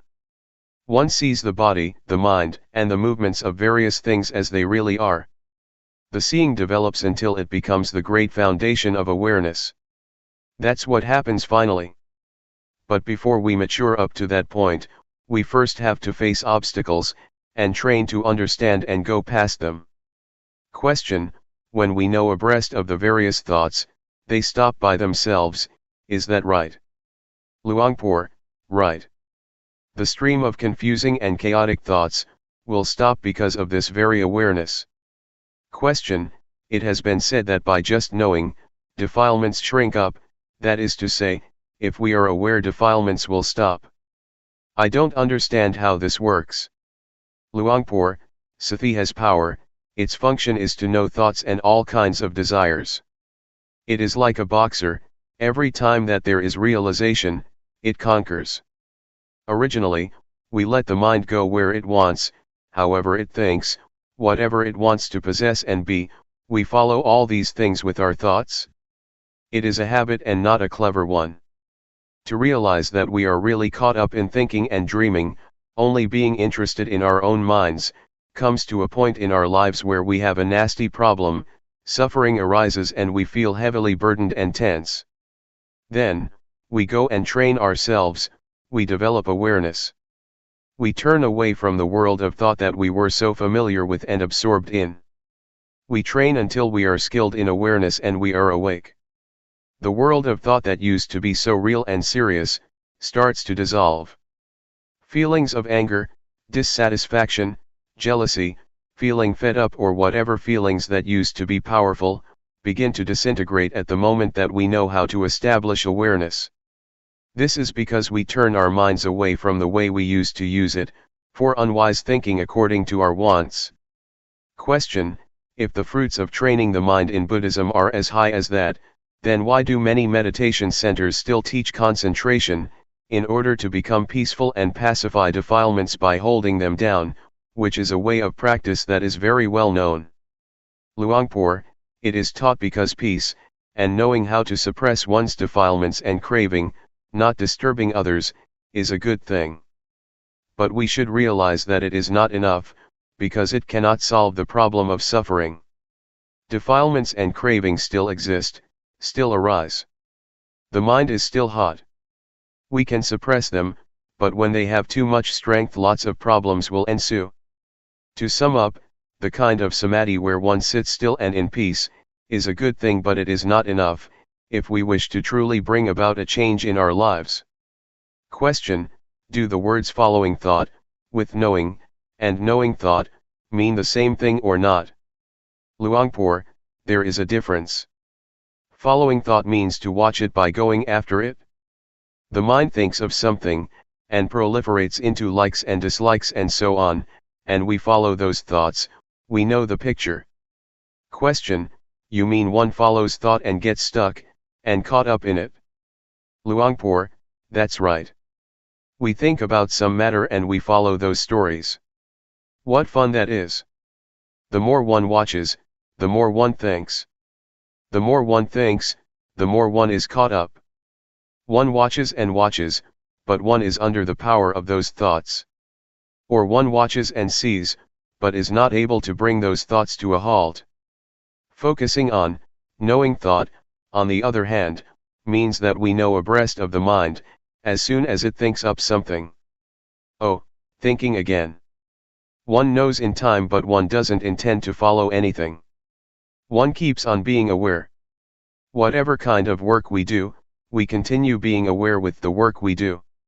We're not interested in following thoughts and moods. We take our work and our posture as the important principle.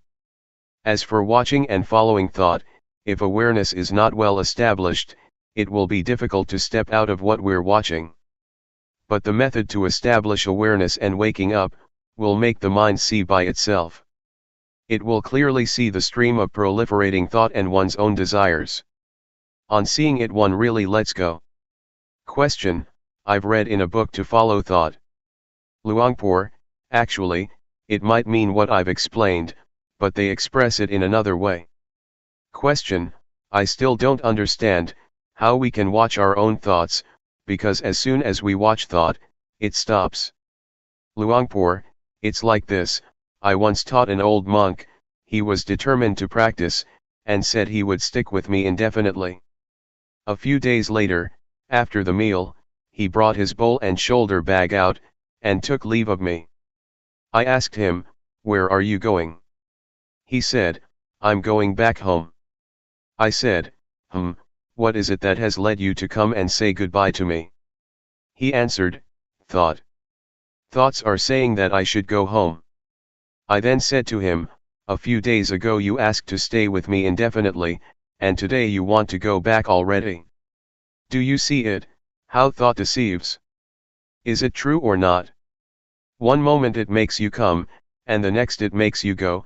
Are you going to follow everything thought tells you?"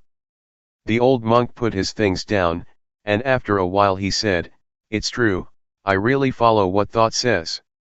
As soon as he regained his awareness, he went back to his hut and continued to practice. Do you see what I mean? This is the result of following one's thoughts. One completely loses one's direction. Question: when the old monk came, he, also, followed his thoughts, that is, he came because of desire, is that so? Luangpor: yes, he came out of desire, but having come, I instructed him to be aware and keep up with thought. Sometimes desire is a good thing, sometimes it is bad, it can be both, so know it in time. Know in time your desires to come and go. Don't be careless and get fooled easily. Train in awareness. Otherwise you will lose your way, going with your thoughts. Don't be carried away by them. Question: what do the four great foundations of awareness consist of? Luangpor: the word great, maha, means so much, that it is more than you can use. A millionaire wouldn't use it up in his or her entire life. It is an enormous amount. According to the scriptures, there are four foundations of awareness, namely, the foundation of the body, of feelings, of mind states, and of mental objects. But when we talk in terms of practice, we can summarize these as training to establish and awaken sati sampajanya, to see the body and the mind as they really are. The body is rupa, see the movements of it. Be fully aware, awake, and ready. No matter what state or condition the body is in, our minds see and realize it clearly. As for feelings, mind states, and mental objects, it all boils down to thought. See these things at their source, at their cause, namely at the mind, at the movements of thought. And so the genuine principles of practice urge us to start off with the body. We take the body to be assigned to train in awareness. We take the postures and work as our base for training in awareness. This is the beginning of the training. This is called working with the body. The main objectives are to be experienced in living and being with intuitive awareness, to know how to establish awareness in daily life, and to wake up to reality. We used to drift along and be fooled by all kinds of thoughts and desires, and now we change and turn into one who is aware and awake on a regular basis. Whatever kind of work you do, know how to use awareness and focus with awareness. At first we must put forth quite a bit of effort, because we go against the stream of thought and old habits to indulge. The Buddha therefore advised to train and establish awareness first. No matter how we lose awareness, when we realize it, be aware of your body, the posture, or the movements. Take this as your standard. Don't let yourself drift along with thoughts and moods that sneak in. They will make you fed up and irresolute. Whatever you're thinking, know how to put things down and return to your main job, to be the one who is aware. Train to be the one who knows how to put down thoughts and moods that you're familiar with and used to be absorbed in. Be the one who knows how to use awareness and is in control of it most of the time. Train and practice at ease, don't expect to get knowledge or anything else whatsoever. The results of training to work with the body like this will make you skilled at knowing your own moods in time. You will know how to establish awareness, and you will know how to put down thoughts and moods that are sullying your mind. As we know how to awaken and establish sati sampajanya, we begin to become more independent than before, when we used to be sullied by moods. We used to be too soft or too heavy, etc., but now we begin to become more composed, and the mind gets more refined. We see things according to reality, we see our own body, mind, moods, and thoughts, really knowing abreast of them. Oh, I think like this, I have these beliefs, these intentions. There is as much anger as this, I get deluded to this extent. We see our own mind states, moods, thoughts, and beliefs in a really fair light. It is a straightforward kind of seeing, that comes from the awakened mind. Our meditation shifts from the level of focusing on the body, to the level of working with the mind. Seeing the various states and conditions, seeing the mind in the mind, seeing the stream of thought, and our own beliefs and desires, according to our habits in a straightforward way, gives rise to wisdom knowledge. One knows oneself, one knows how to unbind, one knows how to put down views and opinions. We drop all those things we think, are attached to and cling to, in a way that we had never thought of and had never seen before. We put things down and abandon things, depending on the wisdom knowledge of seeing the mind in the mind. This makes us able to release ourselves from objects of mind, and alleviate old character tendencies. Our lives become more awakened and free, there is more awareness in our daily lives, we gradually integrate it. Question: in using awareness in daily life, when we need to think about something, how does awareness help with that? Or do the thoughts just stop? Luangpor: the kind of thoughts that arise by themselves are called stealthy thoughts. Our desires to have things go one way, or another push them into being. One is absorbed in them and forgets oneself. It is thought that dashes up from wants. When we are aware, the stream of this kind of thinking will come to a standstill. As for the intention to think about something, we use reflection with awareness. For example, yesterday I had many things to do, and I had to consider what to do first. This is intentional thinking, using awareness. And so thinking that arises on its own, and, intentionally, making use of thought like this are two different things with different causes. Thought that arises on its own is something that should be known. In living and working and so on, we should know how to use recollection and awareness, in deciding what is appropriate and what is not. Having considered something, that's the end of it. Therefore, someone who is experienced in establishing awareness, and is in control of awareness in his or her life, is able to use the power of mind, and the power of thought in an unrestricted way. Such a person is really able to reflect and enjoy his or her life and work. An interview with Luangpor. Question: I would like to ask how long it took you for a change to take place in your mind, when you first set out to practice with Luangpor Teean. Luangpor: 1 month. I was still a layman then. The first 10 days I didn't know anything yet. Some people said that just 7 days was sufficient to know Rupa Nama. A novice came to ask me, why don't you understand yet? I just practiced for a week and I understood Rupa Nama. I didn't feel so good about that. I asked Luangpor Teean about it, is there anybody who has practiced with you who didn't get any knowledge? Luangpor Teean answered, no, there isn't. I guess I must be the first one then, I said. That's what I thought, I felt inferior. But when I had practiced for nearly a month, I understood the basic stage. I caught on. I knew Rupa and Nama, I knew the body, I knew the mind. The body or the mind didn't fool me. Now I knew the direction and I felt confident. Question: at that time were you doing the rhythmic or walking meditation? Luangpor: when I came to know, I was doing walking meditation. When I started out to practice I didn't sit much, it made me sleepy. I walked more. I avoided sitting. In the beginning I couldn't sit much. Sometimes it would rain and I would walk with an umbrella, because I'd be sleepy, sitting. Question: how long after that did the second change take place? Luangpor: when I knew Rupa Nama, it wasn't just that much, but it was as if there was a spiritual power, as if I didn't do anything, I just watched and knowledge would arise. There was knowing and knowing, continuous knowing. I knew liberation in stages. I intuitively knew what was right and wrong. I thought to have a debate with Luangpor Teean. If he would not accept what was right, for example if he would not approve of my seeing Rupa Nama, I would insist. I was confident. I knew convention, merit and demerit. Something had dropped off the mind but I had to train more. When I came back here, I ordained and continued to practice.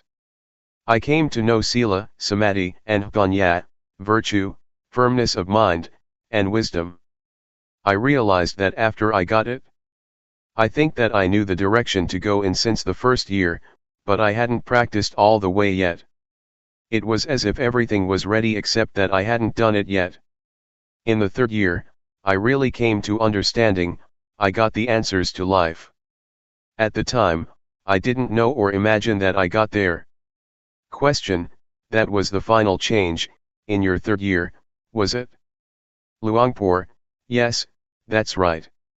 Question: what was it like during that period?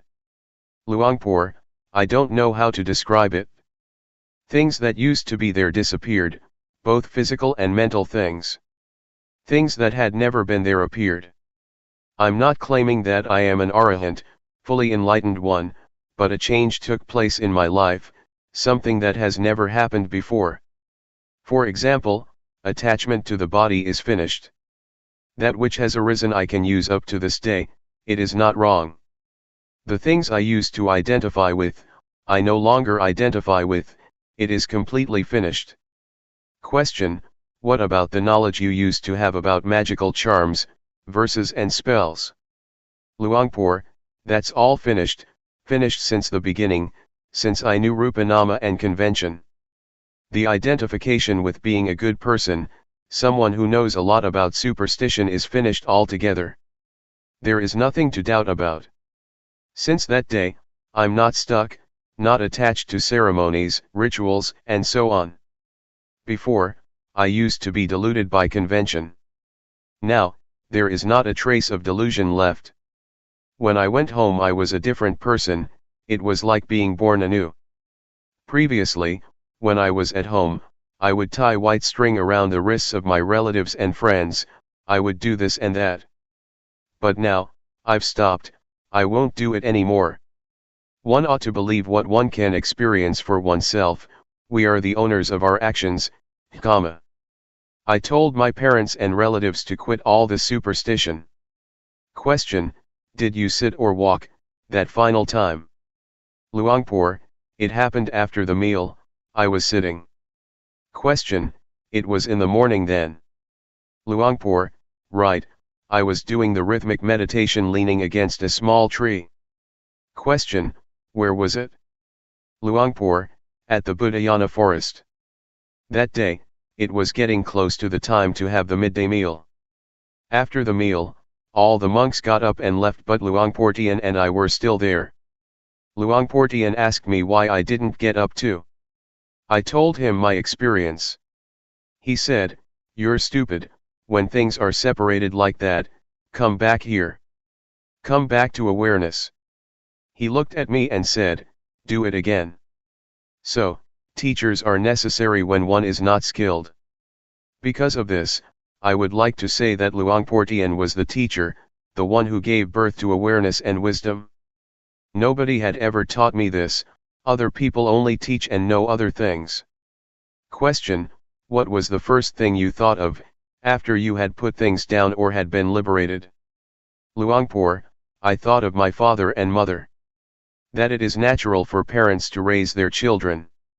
That people are willing to go through a lot of difficulties and suffering precisely, so that those who are born may come to know this thing.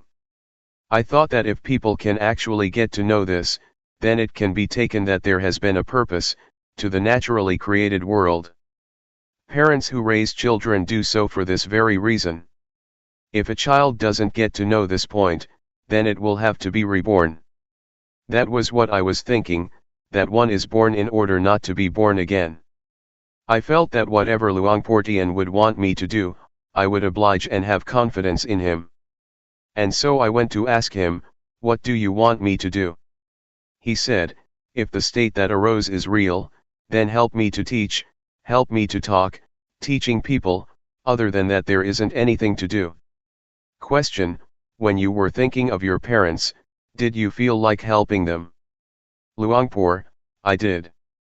As soon as I had this knowledge, my mother was the first person I went to see.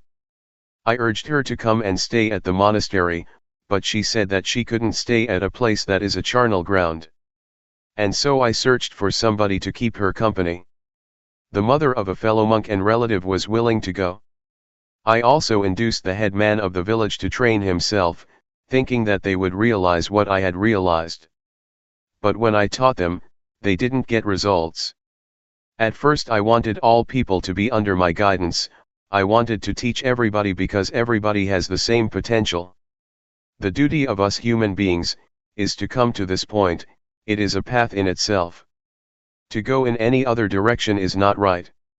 I still hold my mother to be the most important person.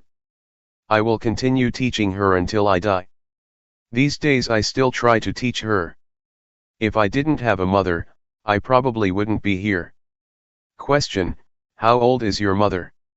Luangpor, she's 80. Question, and what about your father, is he still alive? Luangpor, my father died when I was still small. It would be good if he had still been alive. He was a very serious and good person, everyone in the family and the village accepted, loved, and respected him. He had no enemies. He thought in good ways, it's too bad he died. Question, how many children do you have? Luangpor, just one. When I took ordination my wife was 4 months pregnant. Question, was it very hard to make that decision? Luangpor, at first I was only 50% sure about what to do. I was worried about it and what people in the village would think of it. I am not a bad or low kind of person. The villagers respect me because I use my life in a way that is worthy. I'm not lazy and I'm not detested by society. People used to respect me because I was a magical healer. If a woman was pregnant in our village, people would say in a straightforward way, don't go off anywhere, stay at home and be a refuge to her. Because of this I was worried, and I was only 50% sure. But as soon as I understood the basic stage of Dhamma, I was sure 100% and not worried about anything. I knew that this was the right path. The reason to go and practice was to be able to be responsible. Now I could teach people to use their lives in this way. If I was the head of a family, I would love just my wife, children, and relatives. But now I don't love just them, I feel responsible for all human beings in the world. And so I decided that this was the right thing to do. No arguments could sway me. I have been confident up to the present day. I have been a monk for over 20 years, and I'm still confident that there is nothing about it that is wrong or is a mistake. Question, did you care for nature very much before you realized the Dhamma? Because now you are engaged with this aspect too, such as preserving forests. Luangpor, not at all. This arose afterwards, when I understood nature. I don't just love humanity, I love nature, I love the environment. A sense of responsibility arose for all things. I used to be someone who cleared the forest in order to be a farmer. I would uproot trees and burn the forest in the winter. But when my mind came in contact with nature, a sense of responsibility and love for nature, trees, and human beings arose. Since then there has been fairness. Question: things just changed forever on that day, is it? Luangpor: everything completely changed. From knowing Rupa Nama, knowing nature, and knowing convention, a sense of love for nature arose. I got interested in forests, and because of that I am now surrounded by forest. I see the value of nature. Trees are alive, you can almost talk to them. Question: do you mean that trees are in a way the same as oneself? Luangpor: that's what I mean. They are completely harmless. All things are born as friends without exception. We are all friends in birth, old age, sickness, and death. From that day up to the present, I have never harmed anybody or anything. Even if someone abuses or kills me, never mind. Question: you told me that your health was not good before, but after you realized the Dhamma it got better. How did the Dhamma help you? Luangpor: I can see clearly that my good health is a result of understanding Dhamma. When one understands Dhamma, one knows how to use one's life in the right way. I used to have trouble with my stomach. Now it is back to normal. I would like to say that if I didn't get to know the Dhamma, I would probably be dead now, because I'm a very serious person. I want more than other people do. For example, others would harvest 50 bags of rice in a day, but I have to make it 100 bags. I always wanted more than others, and that made me ill and sick. If I hadn't come to the practice, I would have been dead now. If I had used my life as I did before, what would have become of me? This is one of the fruits of developing awareness and realizing the Dhamma.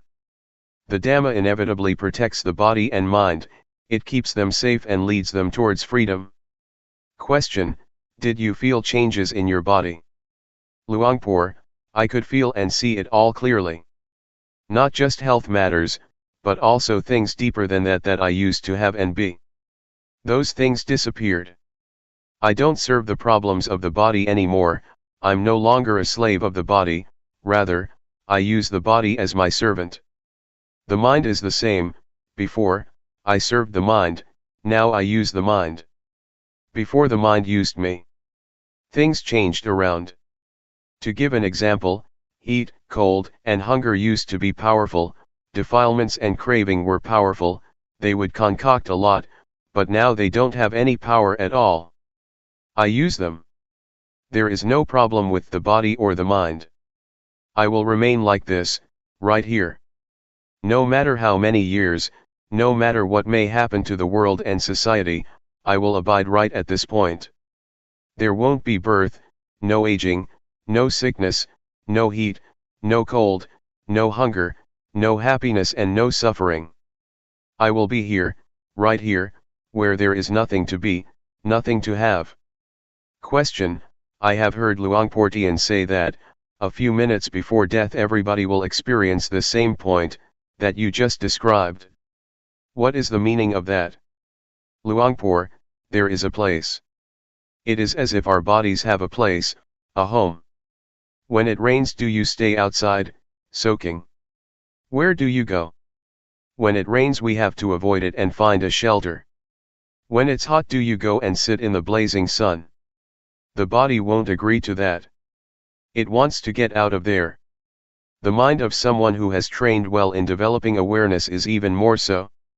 When there is awareness, when one is aware, an inclination to get angry arises but anger doesn't arise, an inclination to suffer arises but suffering doesn't arise, the mind won't go for it. Whoever may try to make it angry, it won't go for it. Even to have a tiny bit of suffering, it won't go for it. The mind lets go. The mind likes to abide right here. This is the way nature works. But if we don't train ourselves, it is the nature of the mind to run into suffering. The more anger the better. It keeps thinking about it. But when we know, the mind won't go for it. Question: this shows that the mind has returned to its original state, is that correct? Luangpor: it has returned to its original state, to its home, to its hideout. It won't go anywhere else. When there is pain, the mind won't be in pain. When things arise, nothing arises in the mind.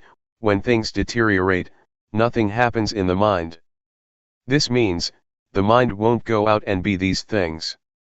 When one is about to die, how can the mind agree to then die? Birth, aging, sickness and death are arts. If these things didn't exist, the Dhamma would have no purpose. This is what religion is all about. If one doesn't talk about these things, it is not a matter of Buddhism. Therefore we should watch and see, let there be hunger, pain, and birth. The mind is not any of it. The mind is beyond birth, aging and death. It is not a matter of crying for help, when we're about to die, please take me to the hospital. Rather look upon death as an art, an opportunity in life. We don't surrender to suffering, we look beyond, overlook, suffering. We don't surrender to anger, there is such a thing as non-anger. It is safe to abide at this place, why would we let ourselves get trampled by suffering or anger? That which is beyond anger, happiness, suffering, birth, pain and death, does exist. The Dhamma is nature. The mind returns to nature, goes back home. It is like being at home, we feel at ease, we are with those we know. And so, with the Dhamma we are perfect. There is nothing unfortunate, there is no inability to deal with things, such as anger, pain, and suffering. One is not a servant, one is free, one is safe. This is the way the Dhamma is. To go and practice at the monastery after anger has already arisen, is not the right way to do it. Whenever it arises, cut it. And look at it. Look further. Don't give in to it. Look beyond the anger. Do it like this. You must build up awareness. If we don't cultivate awareness, we won't have it. Question: I know that you are by nature very refined in everything. Is that your original character or did it come about after your experience? Luangpor: for as long as I can remember, I have never blamed myself for anything, or had thoughts that made me remorseful. This is an old habit of mine. I have never created trouble for myself or others to the point of regret. I still had suffering, but not to the extent that I had problems with other people. When I came to understand things, I was able to smile. So I am sure that I've lived my life in the right way, or it might also be that my character has helped me too. I think that one has to create one's own environment, just to rely on effort and diligence is not enough. One should create coolness of mind, the ability not to suffer easily. While practicing, feel that it doesn't matter whether or not you know it all yet. Let the mind be contented. This is also an important point. Just to be diligent in the walking and rhythmic meditation alone, doesn't work. There are certain good things about me, my mind has always been cool. I've never argued with anybody, I am not impulsive. And so I can manage. Actually, I used to have problems with myself, but never mind. Because of suffering I put up a struggle, it was a lesson in unrelenting endurance to fight with suffering and hardship. My father died when I was a kid, and I had to overcome obstacles and take on responsibilities. I struggled and economized, I restrained myself and kept cool. This is my background. It would be good if you had some of these qualities too. Don't be impulsive, don't be in a hurry, don't be flurried. First think, never mind. Make this your base. Whether you gain or lose, whether it's right or wrong, never mind. You still have a chance to deal with things, namely by living in the right way. Living in the right way doesn't mean to go and live in a monastery, you can live anywhere. Stay relaxed and equanimous, then there is no suffering. This is the kind of person who is fit to realize the Dhamma.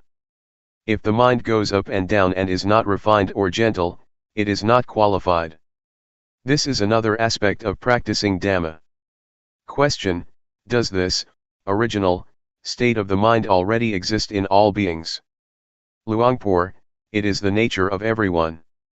If you don't get to this point, it is not right, it is not finished, no matter what you may know or where you may be. This state is nature, it is a treasure that belongs to all of us. Right now, we are not one with nature. I don't know where we have gone off to. Sometimes we feel lonely, sometimes we are worried. This indicates that we are estranged from our real home, which is the state of normality. Whatever someone may say, we must know ourselves, we don't do anything unwholesome, we don't defile our minds. When the mind is free from harm, it becomes pure by itself. Others may or may not know about it, but we know for ourselves. We can guarantee that we won't harm anyone. But there is still the convention of speech. I can still scold and reproach novices, but the words are one thing and my mind is another. I may tell somebody off, but there is still loving kindness in my mind. The reproach is on a deeper level, a kind of loving kindness. I scold, wishing well, not through a negative mind state. It can even be lovely speech, it doesn't mean, so and so, I love you. That may not be lovely at all. Rather, it is saying, so and so, don't do that, it is wrong. This is lovely speech. When something is wrong, it has to be pointed out. Question: all of us who have been born are alive just to reach this day. Luangpor, just that. Understand it like that. Don't get involved with things, it just makes a mess. It's better to know this when you're still young. Don't let suffering punish you, for not knowing. See suffering in order not to be caught up in it, see anger in order not to be caught in anger. Don't stay with the anger, don't stay with the suffering. A buffalo that falls in the mud knows how to get out, but why do people not know how to get out of things when they get caught up? Why do they allow themselves to sink down for days on end? One should come out of impurity. The more skilled one is, the more it becomes an art. Then, it's easy not to be angry, not to do things. This is what a practitioner is like. Even the body knows when fire touches it, it'll brush it off immediately. But our minds don't know. When we don't know in time, our minds go for it, they run straight into suffering. For example, when we think that anger is a good thing, when we feel good abusing, or killing somebody, the mood goes into the mind. It's like this chair. I'm sitting in it, and so nobody else can sit here. Question: in reality, we have been wandering around in order to come back to our starting point, our origin. It's just that we need different amounts of time, isn't it? Luangpor: yes, but those who don't know completely lose direction. They agree to be slaves to the whole thing. They let the defilements have tremendous power. In reality, defilements are nothing. There is no self in them. There is nothing powerful about them. When we know things as they are, the impurities line up to confess, no need to search for them. This makes us realize what convention is. We see that this is the suffering of Rupa, this is the suffering of Nama, this is the disease of Rupa and of Nama, the convention of Rupa and Nama. We are just the watcher, and they come and show themselves. When we have sharp eyes or wisdom knowledge, insight knowledge or awareness and wisdom, satipatthana, we will see. I don't talk from the scriptures, I talk from nature. I don't know what is written in the scriptures, but I would like to say it like this. When you feel uncomfortable, you don't have to suffer. Not getting what one wants doesn't have to be suffering. You should view it like this. Whatever the body is like, there doesn't have to be suffering. Whatever feelings arise, there doesn't have to be suffering. This is because we change their direction, we take suffering as a lesson rather than a punishment. When we examine it, we'll see it crystal clear. We see it clearly from Rupa Nama, to the suffering of Rupa and Nama, to the disease of Rupa and Nama. Seeing, here, doesn't mean knowing intellectually or having a view about it, it is a real discovery, and the result is that conditions can no longer fool us. One has no more doubt, even if they arise 100 or 1,000 times. We see their nature, we use nature to understand things. We should be grateful for suffering and anger, because we have been their servants since we were small, Now that we see the disadvantages, we return these things to nature. Question: after you had final knowledge, you helped villagers with their way of living, you were active preserving the forest, and you went to teach meditation abroad. Did Luangpor Teean support you in doing these things, or did he want you to stay with him? Luangpor: he supported me. But the way I see it is that for those who go to the monastery, there is no problem. As for those who are not yet thinking to go to the monastery, I see them from another angle. The monastery where I stay, Sukatho Forest Monastery, Chayapam Province, may be different from what Sanamnai, the monastery where Luangpor Teean used to stay, close to Bangkok. Lots of people used to go to Sanamnai Monastery. That's good. At Wat Pa Sukatho, I helped the villagers. I established a center for children, because there was a need for it. At first I didn't teach Dhamma because the people there didn't understand me. In order for them to understand me, I had to live with them and prove myself. I found something to do. I can't be idle. To just teach Dhamma wouldn't reach them, I had to teach in another way. I taught the villagers to plant trees and care for nature. Sometimes I would help little children and poor people. Some people say that I should go and stay in Bangkok. Why do I stay in a forest like this? I think that there is no problem in Bangkok. People are already going to the monasteries. But what about those people who have no intention to go? It is necessary for them to come into contact with the Dhamma. And so, I use my life in this way. Question: it seems that it is more difficult where you are than in the city, because you have to struggle with people's ignorance. Luangpor: it's very difficult. I have to fight with people's views. That's a heavy job and the results are few. But now it's a little better. The people in the area come from different places and backgrounds. Some had been in prison, some were refugees and were without a future. It's impossible to make people from other places love our country in the same way we do. Sometimes people would chase and kill each other like buffaloes. In the past, the monastery was full of gamblers. The first year I was there, I would clean the meditation hall and collect a whole pile of whiskey bottles. One part of my life is about looking after and preserving nature. Nature has been destroyed so much already. We have to try to nurture and care for it. I have to teach the villagers and make them understand. They have to realize the importance of nature and the forests. Another part of my life is to teach the Dhamma, to teach meditation. Supplement the method to develop awareness as taught by Luangpor Teean Jittasubho. The rhythmic meditation. Sit upright, the hands resting on the knees and the eyes open. One may move the eyes as is natural. It is not necessary to fix them on one point or to look down. First movement. Slowly turn up the right hand, and feel the sensations that arise in the arm and the hands as you do so. When the movement is completed, be aware that you stop. Second movement. Raise the arm halfway the body, be aware of the feeling. Pause for about a second before moving on, and know the point where the arm comes to a halt. Relax. Third movement. Move the hand in a straight line to the abdomen, experiencing the movement with awareness, but don't concentrate, just acknowledge the feeling.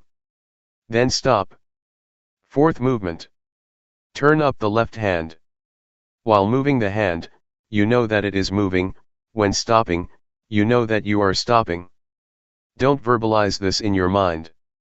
Fifth movement. Raise the left arm halfway up, contacting the sensation of it. Do not count the movements or recite any mantras or words internally, just feel it. It is very simple. Sixth movement.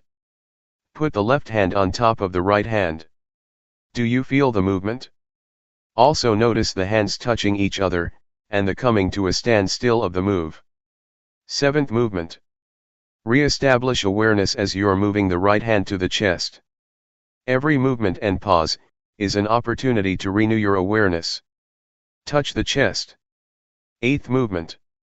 Move the right hand out to the side and let it be there for a moment, knowing the movement as well as the stopping.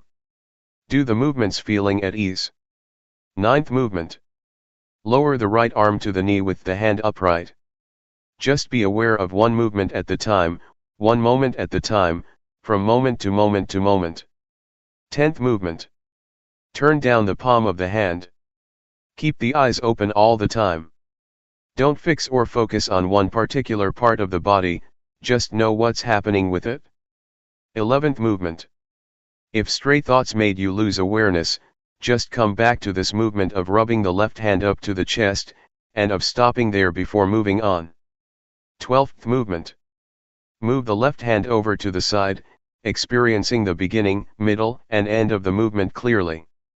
Fully aware, without the mind labeling or fabricating. 13th movement. If sensations arise in other parts of the body, such as breathing, the eyes blinking, etc., be aware of that also as you're lowering the arm to the knee. 14th movement. When you turn down the hand, you are again in the same position that you started from, and from there you continue with a new cycle, continuously. Developing awareness in daily life. In developing awareness, one should practice much and often. One can do it while sitting, lying down, and even while riding in a car or boat. For example, when we sit in a car or a bus, we can put our hand on the knee, and turn the hand up and down. Or, if we don't like doing that, we just touch the thumb with the fingers, gently and slowly rubbing them against each other, or alternate the movements of making a fist and opening the hand, continuously.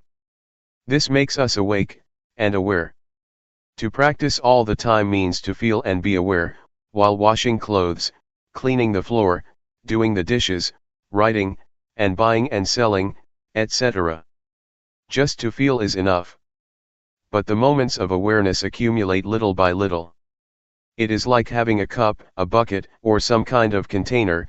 Whenever it rains, the little raindrops fall into the cup or bucket, collect there, and in the end the container is filled. Developing awareness in daily life is the same. We are aware of the movements of the feet and hands. When we lie down, we make a fist and stretch out the hand, repeatedly until we fall asleep. When we wake up, we continue. Practice like this a lot. This is called developing awareness. A short biography of Luangpor Teean. Luangpor Teean Suvarno was born at Nongrua village, Kongan province on the 12th of August 1936. His father's name was Saman Lau Chumni, his mother's Hean Am Patcha. They had 7 children. Luangpor was the third. When he was 10 years old, the family moved to Chayapum province, where they were engaged in farming. Shortly thereafter, his father passed away and he had to take responsibility for the work, taking his father's place. At the age of 15, he was ordained as a novice, but after about 2 years returned home to help his family. He used to spend all day diligently working in the fields. The young Teean studied local animist practices, learning magical chants and verses and how to make holy water, chase off ghosts and heal sick people with herbal medicines. Because he was skilled in meditation, he became a popular spirit doctor. During this time, he observed the Buddhist precepts strictly, and was able to control himself, not letting anger or other unwholesome states overwhelm him. One time when all the buffaloes were stolen from the stable, he remained cool and composed. After he was married at age 22, he continued to live and practice in the same way. At that time, Luangpor practiced meditation using the mantra Bhudo. He was able to enter blissfully peaceful states of mind, but was still not satisfied. Having lived the family life for 7 to 8 years, he started searching for a suitable teacher. In 1966, he heard about Luangpor Teean, who was then teaching in Loi province. The way of practice as taught by Luangpor Teean was quite different from the way he had practiced before, but he decided to give it a go. Having practiced for 1 month, he saw results and understood the heart of the teachings. He gave up superstition and magic. Having left doubts behind him, he decided to take ordination of despite his remaining domestic responsibilities. This was in 1965, he was almost 30 years old. From this point on, he was able to fully commit his time to practicing with Luangpor Teean, and after 3 years, a realization took place which changed his life permanently. Luangpor followed Luangpor Teean for many years and helped him spread the teachings, particularly when they spent a rains retreat together at a well-known monastery, Wat Chonla Pertan, close to Bangkok.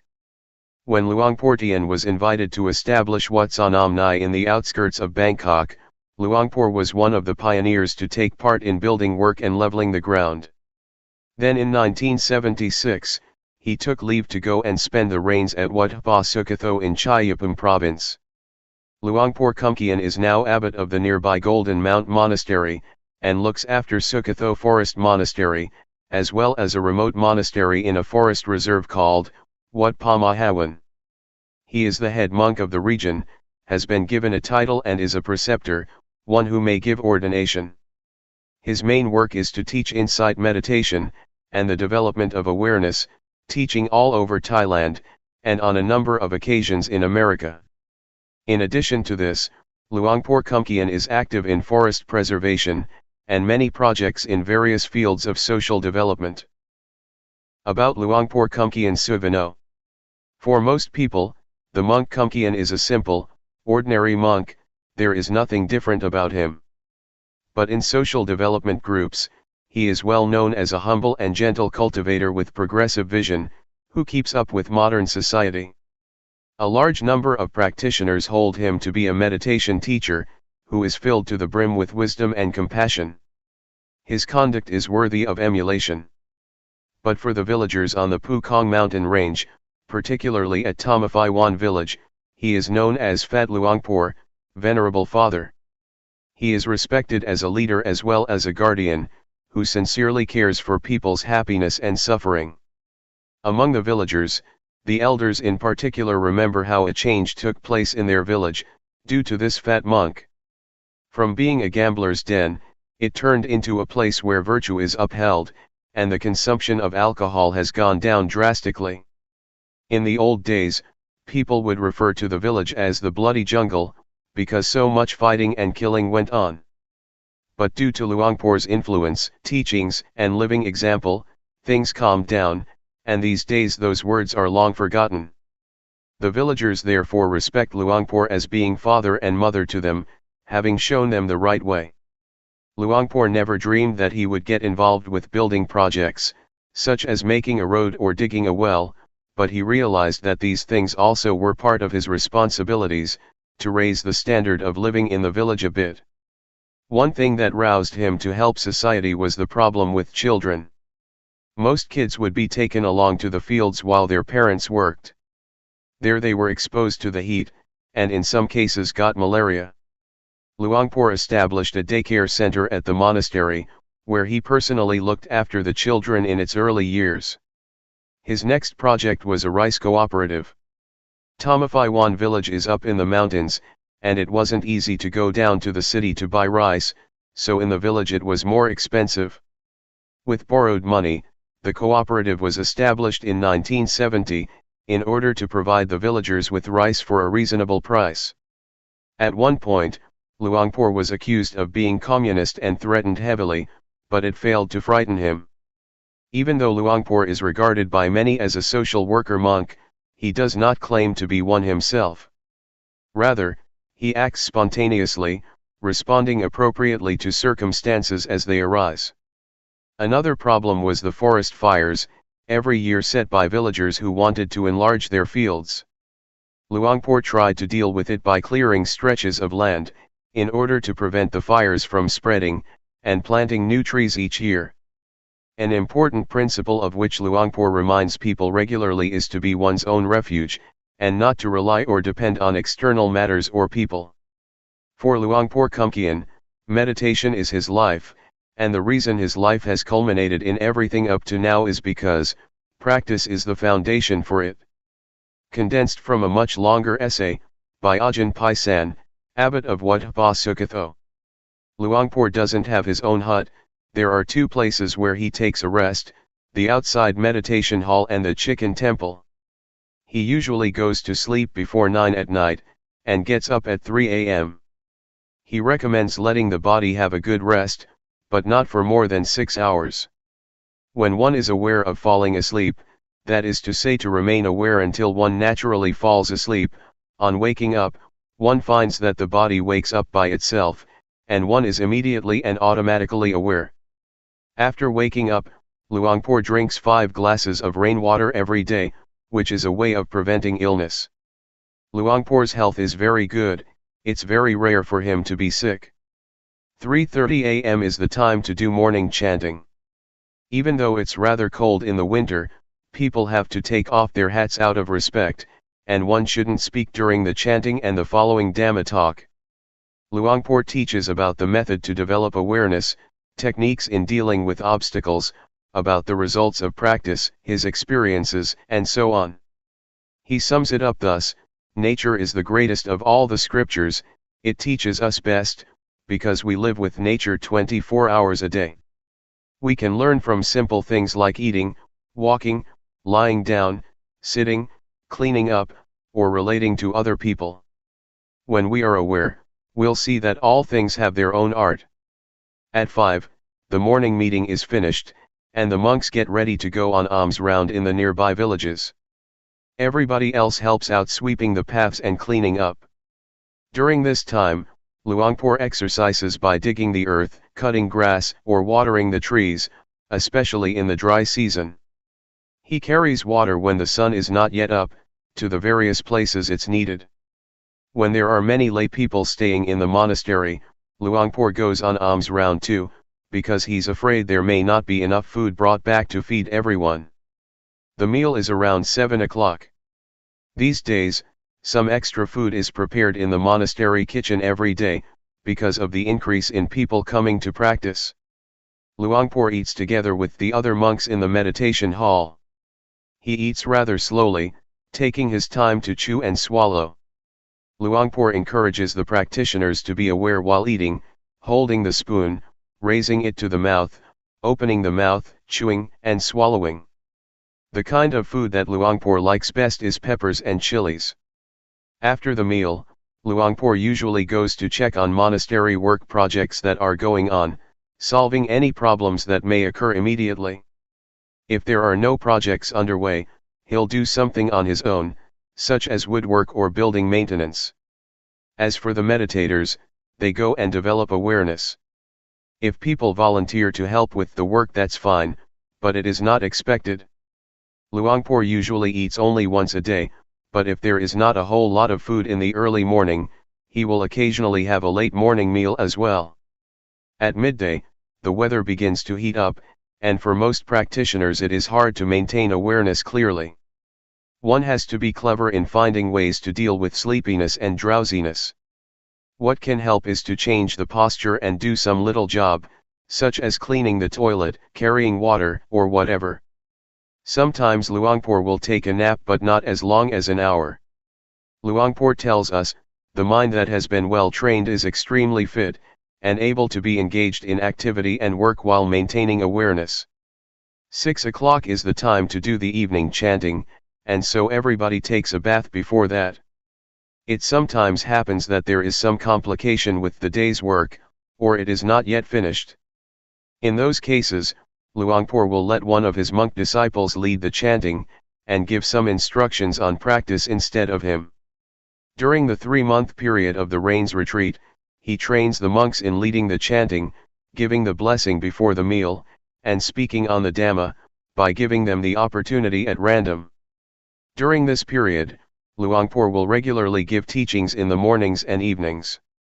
But outside of the Rains retreat, he is often not at the monastery, because he receives so many invitations to teach, etc. Back in 1983 to 1984, not many people traveled to the monastery, it wasn't well known then. In those days there were only 5 or 6 people there, counting the monks, novices, and lay people. Living together like that, was like children with their father. There was a naturalness, love, and warmth just like in a family. Later on, Luangpor was invited away more and more often, and the number of visitors increased, so the chance to have a nice chat in the way it used to be is getting more and more rare.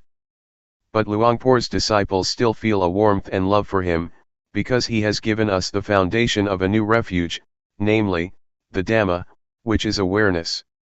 When visitors come to practice Dhamma, Luangpor welcomes them with his friendly manner, and is an example to everyone else. It's an opportunity to give, rather than receive. Shortened from an article by a nun, living at Sukatho Forest Monastery.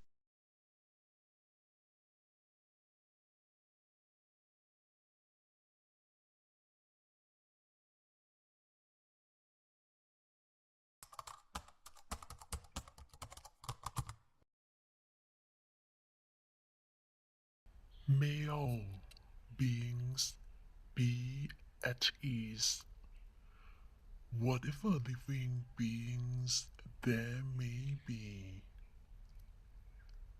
whether they are weak or strong, omitting none,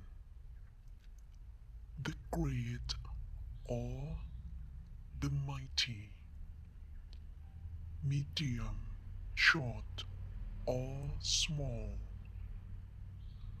the seen and the unseen,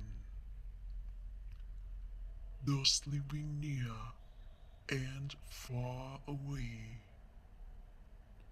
those born and to be born. May all beings be at ease.